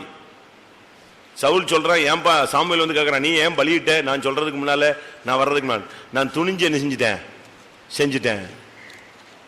துணிஞ்சு எதையுமே செய்யாதீங்க, பயத்தோடு செய்யுங்க. செங்கடல் பிளந்த உடனே ஆண்டவர் பழக்க வச்சிருக்கிறார். இஸ்ரேல் ஜனங்களை காப்பாற்றுறதுக்குன்னு பழக்க வச்சிருக்கிறார். இஸ்ரேல் ஜனம் அவ்வளவு பேரும் போயிட்டான். இது என்ன நடக்கும்னு இவனுக்கு தெரியும். செங்கடலை பிளந்தவருக்கு செங்கடலை மூட வைக்கவும் சக்தி உண்டு தெரிய வேண்டுமா, தெரிய வேண்டாமா? சொல்லுங்க. செங்கடல் பெரிய வருஷ கணக்கா இருக்கிறது, அப்படி 2ஆ பிளந்திருக்கு. அப்போ இந்த ஜனங்களை காப்பாத்துறாரு. போய் சொல்லிட்டு ஆண்டவர் யுத்தம் செய்யறாரு பேசாம வீட்டுக்கு போயிருக்கணும். துணிஞ்சு எங்க இறங்கிட்டான்? உள்ள இறங்கிட்டான். கத்தர் பார்த்தார், இவ்வளவு துணி உனக்கு இருக்கா, மூடு. மொத்தமா மூடி விட்டார். ரொம்ப கவனமா இருக்கணும். துணிஞ்சு நம்ம எதையுமே பரிசுத்த ஸ்தலத்துல துணிஞ்சு எதையும் செஞ்சிடக்கூடாது. ஊழியத்துல துணிஞ்சு கை போட்டக்கூடாது. துணிஞ்சு போய் நம்ம அதெல்லாம் ஒன்னாவது இல்ல 7 ஆகும். 1 ஆகும். ஒரு வழி பண்ணி விட்டுருவார் ஆண்டவர். துணிஞ்சு நம்ம தெய்வீகத்துல தலையை போடக்கூடாது. ஏசாயா 36:6. இதோ நெறிந்த நாணல் கோலாகிய அந்த எகிப்தை நம்புகிறாய். எப்படி? நெறிந்த நாணல் கோலாகிய எகிப்து. எகிப்தை பத்தி ஆண்டவர் சொல்ற வார்த்தையை பாருங்க. நெறிந்த நாணல் கோல். நாணல்னாலே அது அவ்வளவுதான். காத்து இப்படி அடிச்சா அப்படி ஆயும், தண்ணி இப்படி வந்தா அப்படி சாயும். அதுக்கு பேரே நாணல். அதுல வேற அது எப்படி இருக்கு? நெறிந்த நாணல் கோல். நம்ம இங்க இங்க தலையை காட்டுறது, வெளியே போன என்ன செய்யறது? வாழை காட்டுறது. இந்த விலாங்கு மீன் மாதிரிலாம் இருக்கக்கூடாது. நழுவி நழுவி நழுவி அங்க தலையை அங்க பார்த்தா தோத்திரம் தோத்திரம், இங்க பார்த்தா தோத்திரம் தோத்திரம், அங்க பார்த்தா பிரச்சனையில தலையிடுறது, வம்பு இழுக்கிறது, அங்க போறது, கதை அடிக்கிறது. டபுள் ஆக்ட் எல்லாம் ஆகவே ஆகாது. 3 டைமென்ஷன் 4th டைமென்ஷன்லாம் நினைச்ச கூடாது, ஒர்க் பண்ணவே கூடாது. நாணல் கோலா இருக்கக்கூடாது. சாஞ்ச பக்கம் சாயிர செம்மறியாடு அப்படி வரக்கூடாது. நீ நாணல் கோல் அல்ல. சீமோன் என்று சொன்னால் என்ன பெயர்? என்ன அர்த்தம்? நாணல். இயேசுவிட்ட வந்த உடனே அவன் பேரை எப்படி மாத்தினாரு? கேபா, பேதுரு, பத்ரோஸ், பாறை. அவனுக்கு பேர் என்னது? நாணலா இருந்தவன பாறைன்னு அழைத்தார். எகிப்து நாணல் கோல். அதை வச்சு ஒண்ணுமே பண்ண முடியாது. அதுல ஒருத்தன் சாஞ்சானா தொலைஞ்சான், விழுந்துருவான். அதுல போய் ஒருத்தன் சாய முடியாது. வாசிங்க இந்த வசனம். இதோ நெறிந்த நாணல் கோலாகிய அந்த எகிப்தை நம்புகிறாய். அதன் மேல் ஒருவன் சாய்ந்தால் அது அவன் உள்ளங்கையில் பட்டு உருவி போம். அவ்வளவுதான். அதுல போய் ஒருத்தன் சாஞ்சானா அது அப்படி லைட்டா அப்படி பட்டு அப்படி உருவிட்டு போயிடும். அதுல போய் ஒருத்தன் சாஞ்செல்லாம் நிக்க முடியாது. எகிப்தை நம்ப முடியாது. இன்னைக்கு இங்க இருப்பான், நாளைக்கு அப்படியே அவன் ஆடி போயிடுவான். உறுதி இல்லாத தன்மை. நீதிமொழிகள் 7:16. என் மஞ்சத்தை ரத்தின கம்பளங்களாலும் எகிப்து தேசத்து விசித்திரமான மெல்லிய வஸ்திரங்களாலும் சிங்காரித்தேன். எகிப்துல உள்ளது மெல்லிய வஸ்திரம். மெல்லிய வஸ்திரம் நமக்கு பெந்தகோஸ்காரங்களுக்கு இந்த உலகத்தில் ஆகாது, பரலோகத்தில் ஆகும். சுத்தமும் பிரகாசமான மெல்லிய வஸ்திரம் அவளுக்கு அளிக்கப்பட்டது. அது பரிசுத்தவான்களுடைய நீதி. அதை நினைச்சுக்கிட்டு இங்க நீங்க எதை போட்டு அலையக்கூடாது? டிரான்ஸ்பரண்டா செய்யக்கூடாது. மெல்லிய ட்ரெஸ் போட்டு அலையக்கூடாது. உடலை மறைக்க, கற்பை பாதுகாக்க. இதுக்கு தான் கர்த்தர் நமக்கு எது கொடுத்திருக்காரு? ட்ரெஸ் கொடுத்திருக்காரு. ஆண்டவர் ஆரம்பத்தில் மனுஷனுக்கு கொடுத்த ட்ரெஸ் என்னது? சொல்லுங்க. தோலுடை. மனுஷன் செஞ்சு வச்சது என்னது? அத்தி இலை. அது காஞ்சி போகும், பிஞ்சு போகும். ஆனா கர்த்தர் ஸ்ட்ராங்கான உடையை கொடுத்தாரு. எது கொடுத்தாரு? தோலுடை கொடுத்தாரு. ஆனா நம்ம இப்ப எங்க வந்துட்டோம்? கண்ணாடி இலை ஃபைபர்ல வந்துட்டோம். டிரான்ஸ்பரண்டா வந்தாச்சு. இதெல்லாம் மாத்தணுங்க. பெந்தகோஸ்ல வந்துட்ட பிறகு உன்னுடைய உடையில ஒரு மாற்றம் இருக்கணும். எகிப்தின் உடை உனக்குள்ள இருக்கக்கூடாது. நான் எல்லா ஊர்லயும் சொல்றேன், எல்லா கூட்டத்திலையும் சொல்றேன். அவுரங்கசீப் கதையை சொல்லுவேன். தெரியுமா? அவுரங்கசீப் முகலாய மன்னர், டெல்லி. ஒரு நாள் அரசவைக்கு அவங்க மக வந்துட்டாளா, வாலிப பொண்ணு. எல்லாரும் அவளே திரும்பி திரும்பி பார்த்தாங்களாம். ஏன்னா அவ போட்டிருந்த ட்ரெஸ் எப்படி? முஸ்லீம் பொண்ணு. அவ போட்டிருந்தது பர்தா இல்ல, என்னது? மெல்லிய வஸ்திரம் போட்டு அசிங்கமா. அவளுக்கு அழகா இருந்துச்சு. அவ்வளவு பேரும் தான் மகளை திரும்பி திரும்பி திரும்பி பார்த்ததை பார்த்து இவனுக்கு என்ன வந்துருச்சு? உச்சகட்ட கோபத்துக்கு வந்துட்டான். பிசாசு மாதிரி இவ்வளவு பெரிய அரசவையில எந்த ட்ரெஸ் போட்டு வந்துட்டா? மெல்லிய ட்ரெஸ் போட்டு அசிங்கமா வந்துட்டாளேன்னு. அவளுக்கு எல்லாரும் கனம் பண்றாங்க, எல்லாரும் விஷ் பண்றாங்கன்னா இவனுக்கு தான் புரிஞ்சு, தகப்பனுக்கு, ஓஹோ நம்முடைய பிள்ளைய எல்லாம் தப்பா எல்லாம் பாக்குறான், அசிங்கமா வந்துட்டாளே. இப்ப எந்த பேரண்ட்ஸுக்கு இப்படி ஒரு அறிவு இருக்கு? இவங்களே அப்படி அசிங்கமா ட்ரெஸ்ஸை போட்டு தான் பிள்ளைகளை கூட்டு வரான், வண்டியில வச்சுட்டு வரான், கோயிலுக்கு கூட்டு வரான், ரோட்ல கூட்டு போறான். எல்லா இடத்துக்கும் பிள்ளைகளுக்கு இவங்க தானே வாங்கி கொடுக்குறாங்க. அவனுக்கு அந்த அரசவையில அந்த வேகத்தை காட்ட முடியாம சரின்னு சொல்லிட்டு மகளை சமாளிச்சு அனுப்பிட்டு மந்திரியை கூப்பிட்டானா. இந்த ட்ரெஸ்ஸை செய்த கலைஞனை நான் பார்க்க வேண்டும். நான் இந்த ட்ரெஸ்ஸை உண்டு பண்ண ஆளை நான் பார்க்கணும், அவனுக்கு ஏதாவது செய்யணும். நான் உடனே மந்திரி இந்த ட்ரெஸ் எங்க இருந்து வந்துச்சுங்கிறத கண்டுபிடிச்சு யாரை கொண்டு வந்துட்டான்? நெசவு நெய்தவனை கொண்டு வந்துட்டான். அந்த மெல்லிய வஸ்திரம் தெரிஞ்சவனை செஞ்சவனை கொண்டு வந்துட்டான். அவன் என்ன நினைச்சான், இன்னைக்கு நமக்கு என்ன கிடைக்க போகுது? பரிசு கிடைக்க போகுது. வந்த உடனே இவன் சொன்னான், இவன் 2 கட்ட பெருவிரலை, கை பெருவிரல் என்ன செய்ய துண்டிச்சிரு. இனிமே என் தேசத்துல இப்படி ஒரு ட்ரெஸ்ஸை என்ன செய்யக்கூடாது, செய்யவே கூடாது. இன்னைக்கு அசிங்கப்படுத்தின மாதிரி என் பிள்ளை அசிங்கமா வந்தது மாதிரி எந்த பிள்ளை என்ன செய்யக்கூடாது, வரக்கூடாது. 2 விரல் கையில உள்ள பெருவிரலை துண்டிச்சிரு. அந்த நெசவை என்ன செய்யக்கூடாது, அடிக்கக்கூடாது. நம்ம அப்படியே செய்வோம். எங்க டைஸா இருக்குன்னு தூத்துக்குடி போய் தேடிட்டு வரான் கடைய, இல்லைன்னா திருநெல்வேலி போறான், 2 இல்லைன்னா மதுரை போறான், இன்னும் 1 இல்லைன்னா எங்க போயிடுறான். அது ட்ரெஸ்ஸாவும் இருக்கக்கூடாது, ஆனா ட்ரெஸ்ஸாவும் இருக்கணும். ட்ரெஸ்ஸாவும் இருக்கக்கூடாது, ஆனா எப்படி இருக்கணும், ட்ரெஸ்ஸாவும் இருக்கணும். இப்படி தேடி அலையிறான். மெல்லிய வஸ்திரம். நான் சொல்றது உங்களுக்கு கஷ்டமா இருக்கு, என்னடா இடக்கா முடக்கா பேசுறானு. எத்தனை பாயிண்ட்? 21 வந்துருச்சா? 21.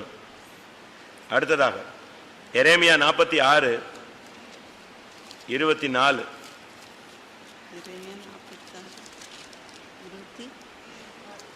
எகிப்தின் குமாரத்தி கலங்குவாள். அவளுடைய கேரக்டர் வந்து குழம்பிக்கிட்டே இருக்குது. 46:24. அவ சும்மா இருக்க மாட்டா, அவளுக்கு குழப்பம் வந்துகிட்டே இருக்கும்.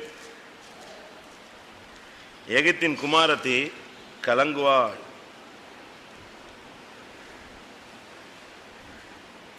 நமக்குள்ள இப்படி இருக்கா கலக்கம்? சின்ன காரியத்தையும் போட்டு கலங்கிக்கிட்டே இருக்கிறது. அதனால தான் இயேசு சொன்னார், உங்கள் இருதயம் கலங்காதிருப்பதாக. என்னிடத்தில் விசுவாசமா இருங்கள், தேவனிடத்திலும் விசுவாசமா இருங்க. ஏன் போட்டு கலங்கிக்கிட்டே இருக்கீங்க? கலங்குறதுனாலயோ கவலைப்படுறதுனாலயோ ஒரு மலத்தை கூட்டவும் முடியாது. ஒரு கலக்கம் அன்னைக்கு பிசாசு கலக்கிட்டு போயிடுவான், அவ்வளவுதான். இவங்க அப்படியே கலங்கி போய் உட்காந்துருப்பாங்க. சாப்பாடு பறவை சாப்பிட்ற, குளிக்கலையா, குளிச்சு என்ன ஆக போகுது, அவ்வளவுதான். அப்படியே சித்த பரம பிடிச்ச மாதிரி உட்காந்துக்கிட்டே இருப்பாங்க. யாராவது கிட்ட போனா ஒரே கடி கடிச்சிருவான். போன்னு சொல்றேன்ல, போய. எகிப்தின் ஆவி வந்து கலங்கும். எகிப்தின் குமாரத்தை நெஞ்சுக்கிட்டே இருப்பா, கலங்கிக்கிட்டே இருப்பா. அவளுக்கு வந்து ஒரு இளைப்பாறுதல் அற்ற ஒரு வாழ்க்கை. யாத்திராகமம் 12:30. அப்பொழுது பார்வோனும் அவனுடைய சகல ஊழியக்காரரும் எகிப்தியர் யாவரும் ராத்திரியிலே எழுந்திருந்தார்கள். மகா கூக்குரல் எகிப்திலே உண்டாயிற்று. மகா கூக்குரல் வந்து எகிப்தினுடைய ஆவி. வீட்டுல ஒரு சின்ன பிரச்சனை தான் இருக்கும், ஓ கத்தி பக்கத்து வீட்டுக்காரெல்லாம் ஓடி வந்துருவான். என்ன பிரச்சனை? புருஷன் அமர்த்துறதுக்கு ட்ரை பண்ணுவாரு. இல்லாட்டா மனைவி, எங்க சத்தம் போடாதீங்க, எங்க அசிங்கமா இருக்குமா, கேட்கட்டும். 4 பேருக்கு உன் கதை தெரியணும். உங்கதையும் சேர்ந்தானப்பா தெரியும், அதை யோசிக்கிறது இல்லை. இயேசுவின் சுபாவம் என்ன? அவர் கூக்குரல் இடவே மாட்டார். சிலுவையில தொங்கும் போது கூட அவர் ஐயோன்னு கத்தல, இப்படி பண்ணிட்டானேன்னு கத்தல. அவர் தீர்க்கதரிசனத்தை நிறைவேற்றிட்டு போய்கிட்டு இருந்தார். வாசிங்க மத்தேயுலையா ஏசாயா 42:2. அவர் கூக்குரலிடவும் மாட்டார், தம்முடைய சத்தத்தை உயர்த்தவும் அதை வீதியிலே கேட்க பண்ணவும் மாட்டார். வீட்டுல பொம்பளை பிள்ளை இருக்கு, பையன் இருக்கான், புருஷன் இருக்கான், மனைவி இருக்காங்கிறது வெளியே தெரியக்கூடாது. கத்துறது போட்டு பயங்கரமா கத்துறது, மரியாதை இல்லாம பேசுறது, சவுண்ட கூட்டுறது, வால்யூம் என்ன செய்யணும், குறைக்கணும். அவர் கூக்குரலிட மாட்டார், தம்முடைய சத்தத்தை உயர்த்த மாட்டார், வாக்குவாதம் பண்ணவும் மாட்டார். இது இயேசுவின் ஆவி. ஆனா எகிப்தின் ஆவி என்னது? மகா கூக்குரல், ஓன்னு கத்துறது. கேட்கட்டும், 4 பேருக்கு தெரியட்டும், அப்பதான் உங்க புத்தி தெரியும், எல்லாருக்கும் தெரியும். அப்படிலாம் நீ பேசக்கூடாது. சைத்தம்னா அதுக்கு ஒரு ஒழுங்கு இருக்கு, வீடுன்னா அதுக்கு ஒரு ஒழுங்கு இருக்கு, விசுவாசி வீடுனா அதுக்கு ஒரு ஒழுங்கு இருக்கு. விசுவாசிகள் அப்படியே அமைதியா இருக்கணும். உங்க வீட்டுல இருந்து சத்தம் ஜாஸ்தியா கேட்குதுன்னா என்ன சத்தம் கேட்கலாம்? நீதிமான்களின் கூடாரங்களில் என்ன உண்டு? ரட்சிப்பின் கம்பீர சத்தம் கேட்கலாம். காலையில ஒரு பாட்டு கேக்குது, ஒரு ஸ்தோத்திர ஜெபம் கேக்குதுன்னா ரைட்,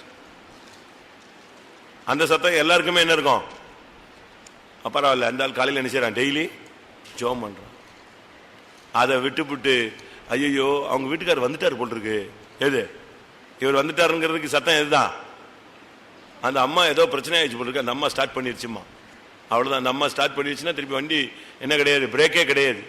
கத்தி கூச்சல் போட்டு அன்னைக்கு நைட்டு முழுசும் ஒரு சிலர் வேணும்னே கத்துறாங்க. இந்த யோவானும் யாக்கோபும் ஏசு எவ்வளவோ சொல்லுவாரு, எப்ப மெல்ல பேசுங்கடான்னு. என்னதே என்ன சொன்னீங்க அப்படிமா பார்த்தாரு. ஏசு அவனுக்கு பேரே வச்சுட்டாரு. என்ன பேரு?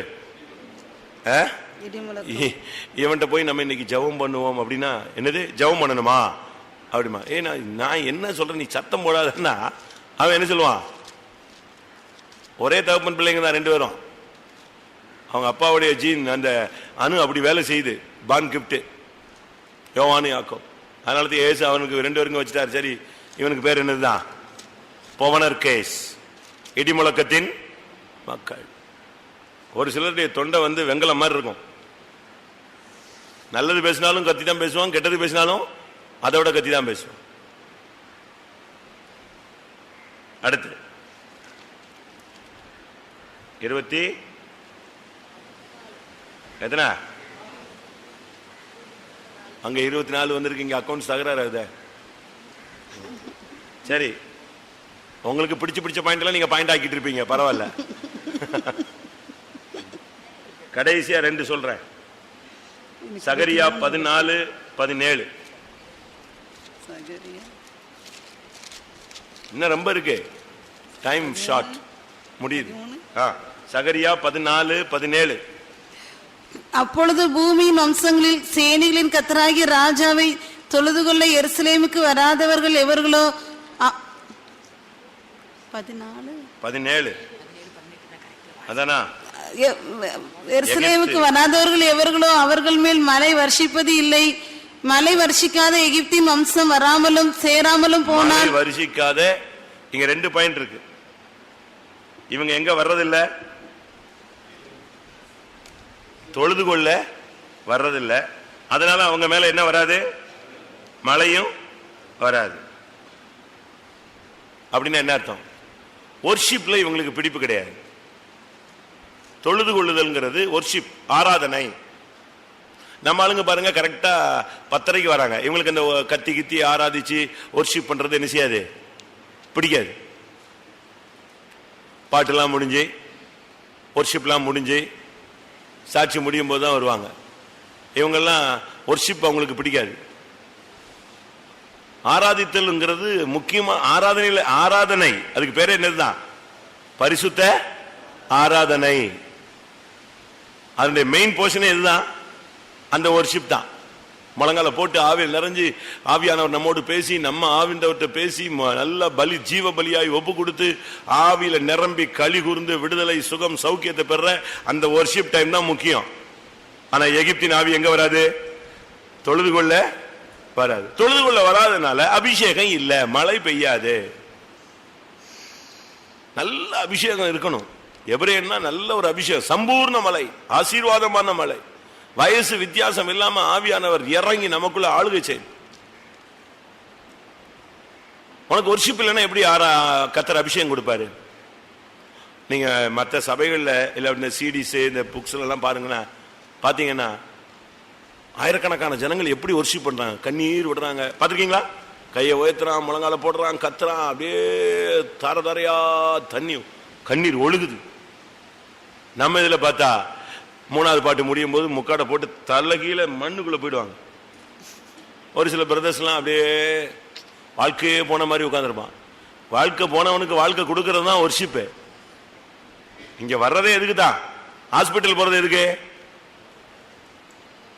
சுகமடைய. தேவ சமூகத்துக்கு வர்றது நம்ம எதுக்குது? நமக்கு எதுக்கு தான் வரோம்? சுகமடையத்தான். ஆத்மாவில் ஒரு சுகம், சரீரத்தில் ஒரு சுகம், ஒரு உற்சாகமான ஆவி தாங்கும்படி செய்யறது. தேவ சமூகத்தில் வர்றதே நம்ம உயிர்ப்பிக்கப்படுறதுக்கு தான். கர்த்தருடைய வார்த்தை கேட்கும் போது, ஆவியானவர் வரும்போது, அதை விட்டுட்டு வொர்ஷிப்பே பண்ணாம சும்மா உட்கார்ந்துட்டு கடைசியில் பாத்தீங்கன்னா வொர்ஷிப்பும் கிடையாது, அபிஷேகமும் கிடையாது, எம்டி. எல்லாரும் கண்களை மூடுவோம். எகிப்தின் ஆவி, எகிப்தியருடைய ஆவி நமக்குள்ள இருக்கா? நான் இப்ப சொன்னதெல்லாம் எனக்குள்ள இருக்கலாம், நமக்குள்ள இருக்கலாம், உங்களுக்குள்ள இருக்கலாம். இது அவங்களுக்குரியது, இது இவங்களுக்குரியதுன்னு நீங்களே டைவர்ட் பண்ணி விட்டுறாதீங்க.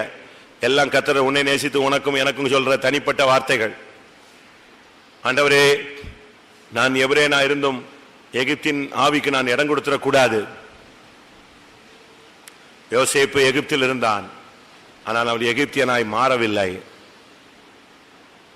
அவன் எபிரேயனாகவே இருந்தான். யாக்கோபு எகிப்துக்கு போனான்,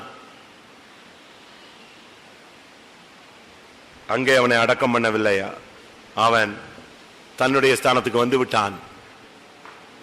நாம் இந்த உலகத்தில் இருந்தாலும் இந்த உலகத்தார் அல்ல. நமக்குள்ளே எகிப்தின் ஆவி வேலை செய்யக்கூடாது. கொஞ்ச நேரம் எல்லாரும் தாழ்த்துவோம். ஒரு 10 நிமிஷமோ 15 நிமிடமோ நான் சொன்ன 20-25 பாயிண்டுகளையும் அப்படியே உங்க மனத்திரையில ஓட விடுங்க. இல்ல எது உங்களுக்குரிய வார்த்தை, உங்களை சீர்படுத்துறதுக்கு வந்த வார்த்தைன்னு பாருங்க. சீல் உள்ள இருந்தா எந்த இடத்துல இருந்தாலும் பிதிக்கு வெளியே எடுத்துருங்க. சமாதானம் சமாதானம் என்று சொல்லி என் ஜனத்தின் காயத்தை மேல் பூச்சாய் பூசுகிறார்கள். அப்படி கர்த்தர் நம்முடைய மத்தியில பேசுறதுக்கு இடம் கொடுத்துறாதீங்க. சீல் பிதுக்கப்படட்டும், பூரண சமாதானம் வரட்டும். நீங்கள் மௌனமாய் திரும்பி போய் இயேசுவை மறுபடியும் சிலுவையில் அறைந்து விட வேண்டாம். பைபிள்லாம் மூடி, டைரிலாம் மூடி வச்சுட்டு முழங்கால போட்டு கொஞ்ச நேரம் தேவனுடைய சிங்காசனத்தை பார்த்து, கிருபாசனத்தை பார்த்து, விடுதலையும் கிருபையும் இரக்கத்தை நாம் பெற்றுக்கொள்வோம்.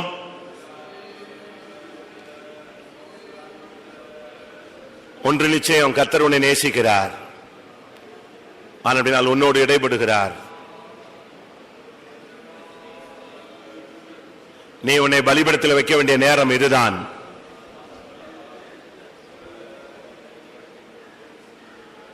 நீ ஈசாக்கா இருக்கலாம், ஆனால் பலிபீடத்தில் இன்றைக்கு உன்னை வைக்க வேண்டும். நீ ஆபிரகாமா இருக்கலாம், உன்னுடைய ஜீவனை நீ அங்கே வைக்க வேண்டும்.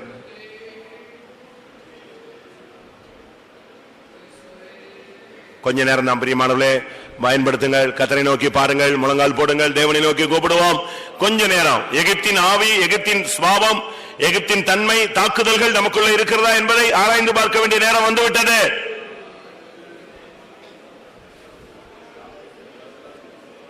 இயேசு எகிப்துக்கு போனார், ஆனால் என் குமாரனை எகிப்திலிருந்து வரவழைத்தேன் என்று பிதா சொன்னார்.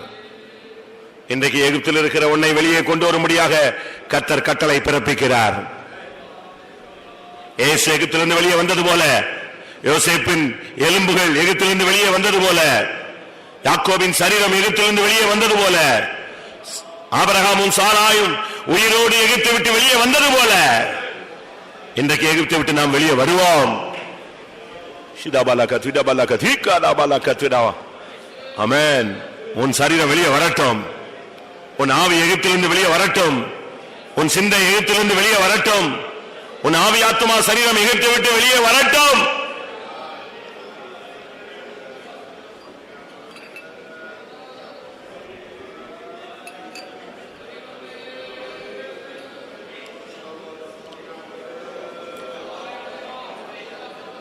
போத்திபாருடைய மனைவி ஆவி வேண்டாம், விலைக்கு வாங்குகிற சுபாவம் வேண்டாம், மற்றவர்களை அடிமைப்படுத்துகிற சுபாவம் வேண்டாம்.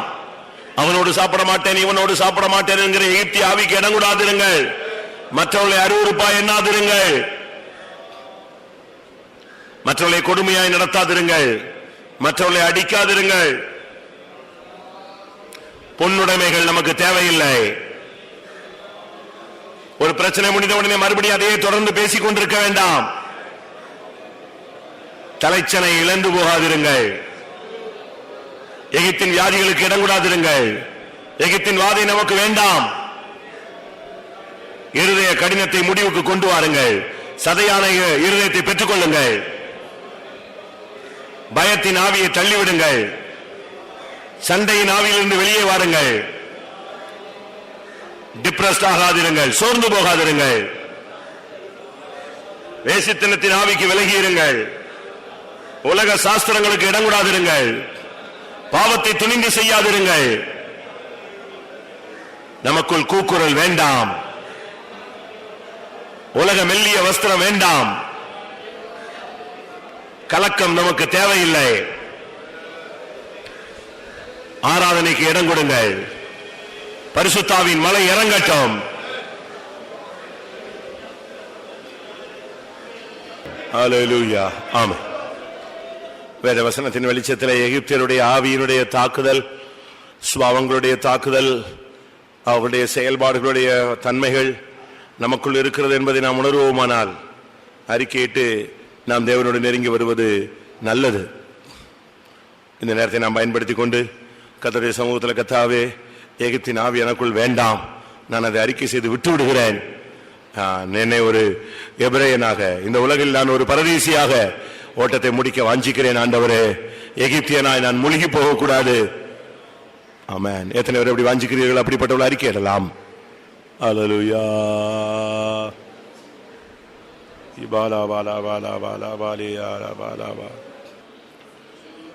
நமக்கு இருக்கிறது கொஞ்ச நேரம், அதை நன்றாக பயன்படுத்தலாம். நீங்க பயப்படாதீர்கள். இந்த எகிப்தின் ஆவி மறுபடியும் பின்தொடருமோ என்று நீங்கள் பயப்பட வேண்டாம். பின்தொடர்ந்தாலும் செங்கடலில் அதை அழித்தவர், இன்றைக்கு காண்கிற எகிப்தியரை நீ காண்பதில் என்று சொன்னவர், உன்னோட உன்னுடைய ஊழியத்தோடும் உன் குடும்பத்தோடும் போராடுகிற அந்த எகிப்திய வல்லமையை அழிக்க அவர் சித்தம் கொண்டிருக்கிறார். அன்றைக்கு செங்கடலில் அவர்கள் மூழ்கடிக்கப்பட்டது போல பரிசுத்த ஆவியானவரால் இன்றைக்கு அழிக்கப்படட்டும். ஆவியானவருக்கு இடம் கொடுங்கள் பிரியமானவர்களே. ஹல்லேலூயா. உன்னை கொண்டே அந்த வல்லமையை கர்த்தர் அழிப்பார். உனக்குள்ள இருக்கிற அபிஷேகத்தின் மூலமே கர்த்தர் ஜெயம் எடுப்பார். அப்படிப்பட்ட ஒரு வல்லமை இறங்கட்டும். ரிபாலாபாலி காராபாலா கத்துராமானியா.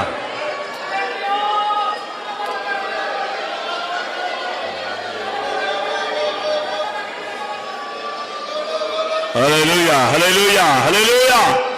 ரிக்கபனே கடிமெனா கடகது நிகனமானி அங்கரமனா ஷபாலா. ஹல்லேலூயா. இயேசுவின் நாமத்திலே, பரிசுத்தாவின் நாமத்திலே, ஓ இந்த எகிப்தின் வல்லமைகள், ஆவிகள், ஓ போராடுகிற வல்லமைகள் அழிக்கப்படுவதாக.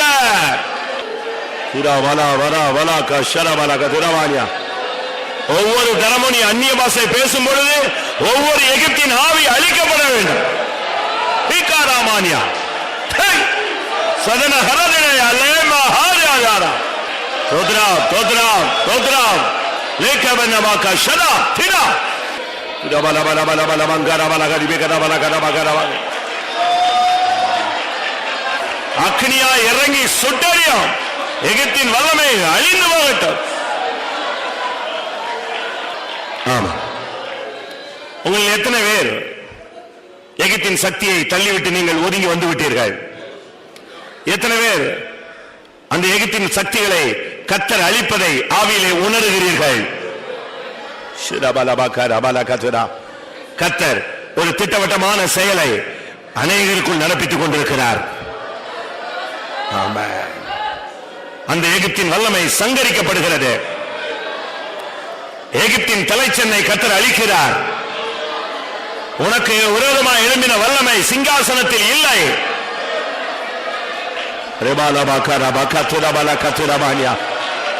ஆமென். ஹல்லேலூயா.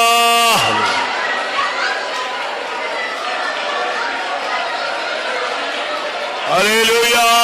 ஹல்லேலூயா. ஹல்லேலூயா. ரேகாலாபாலாபாரியா.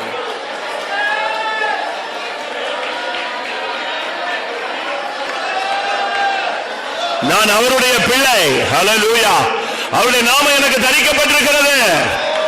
நான் அவருக்கு சொந்தம். நான் எகிப்துக்கு சொந்தமானவன் அல்ல, நான் கானானுக்கு சொந்தமானவன்.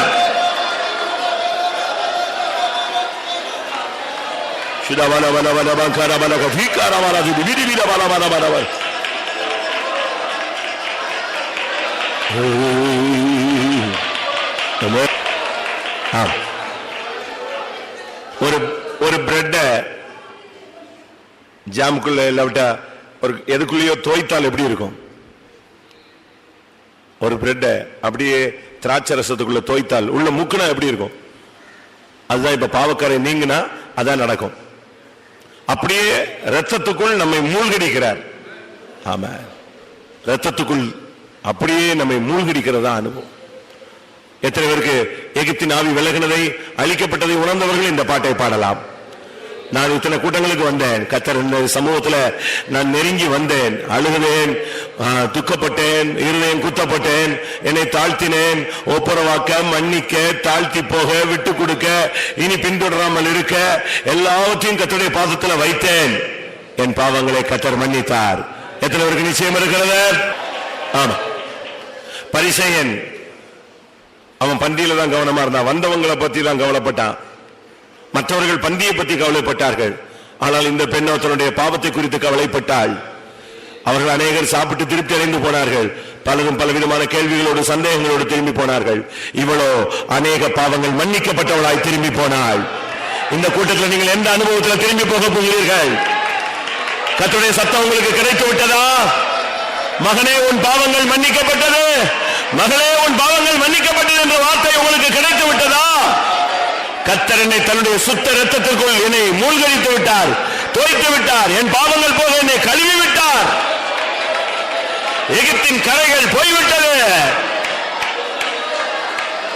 கர்த்தர் உன்னோடு பேச போகிறார். ஹல்லேலூயா. உனக்கு ஒரு புதிய சக்தியை தரப்போகிறார், ஒரு புதிய வாக்குத்தத்தம் தரப்போகிறார், உன் பாதைகளை புதிதாக்க போகிறார். ஹல்லேலூயா, ஹல்லேலூயா.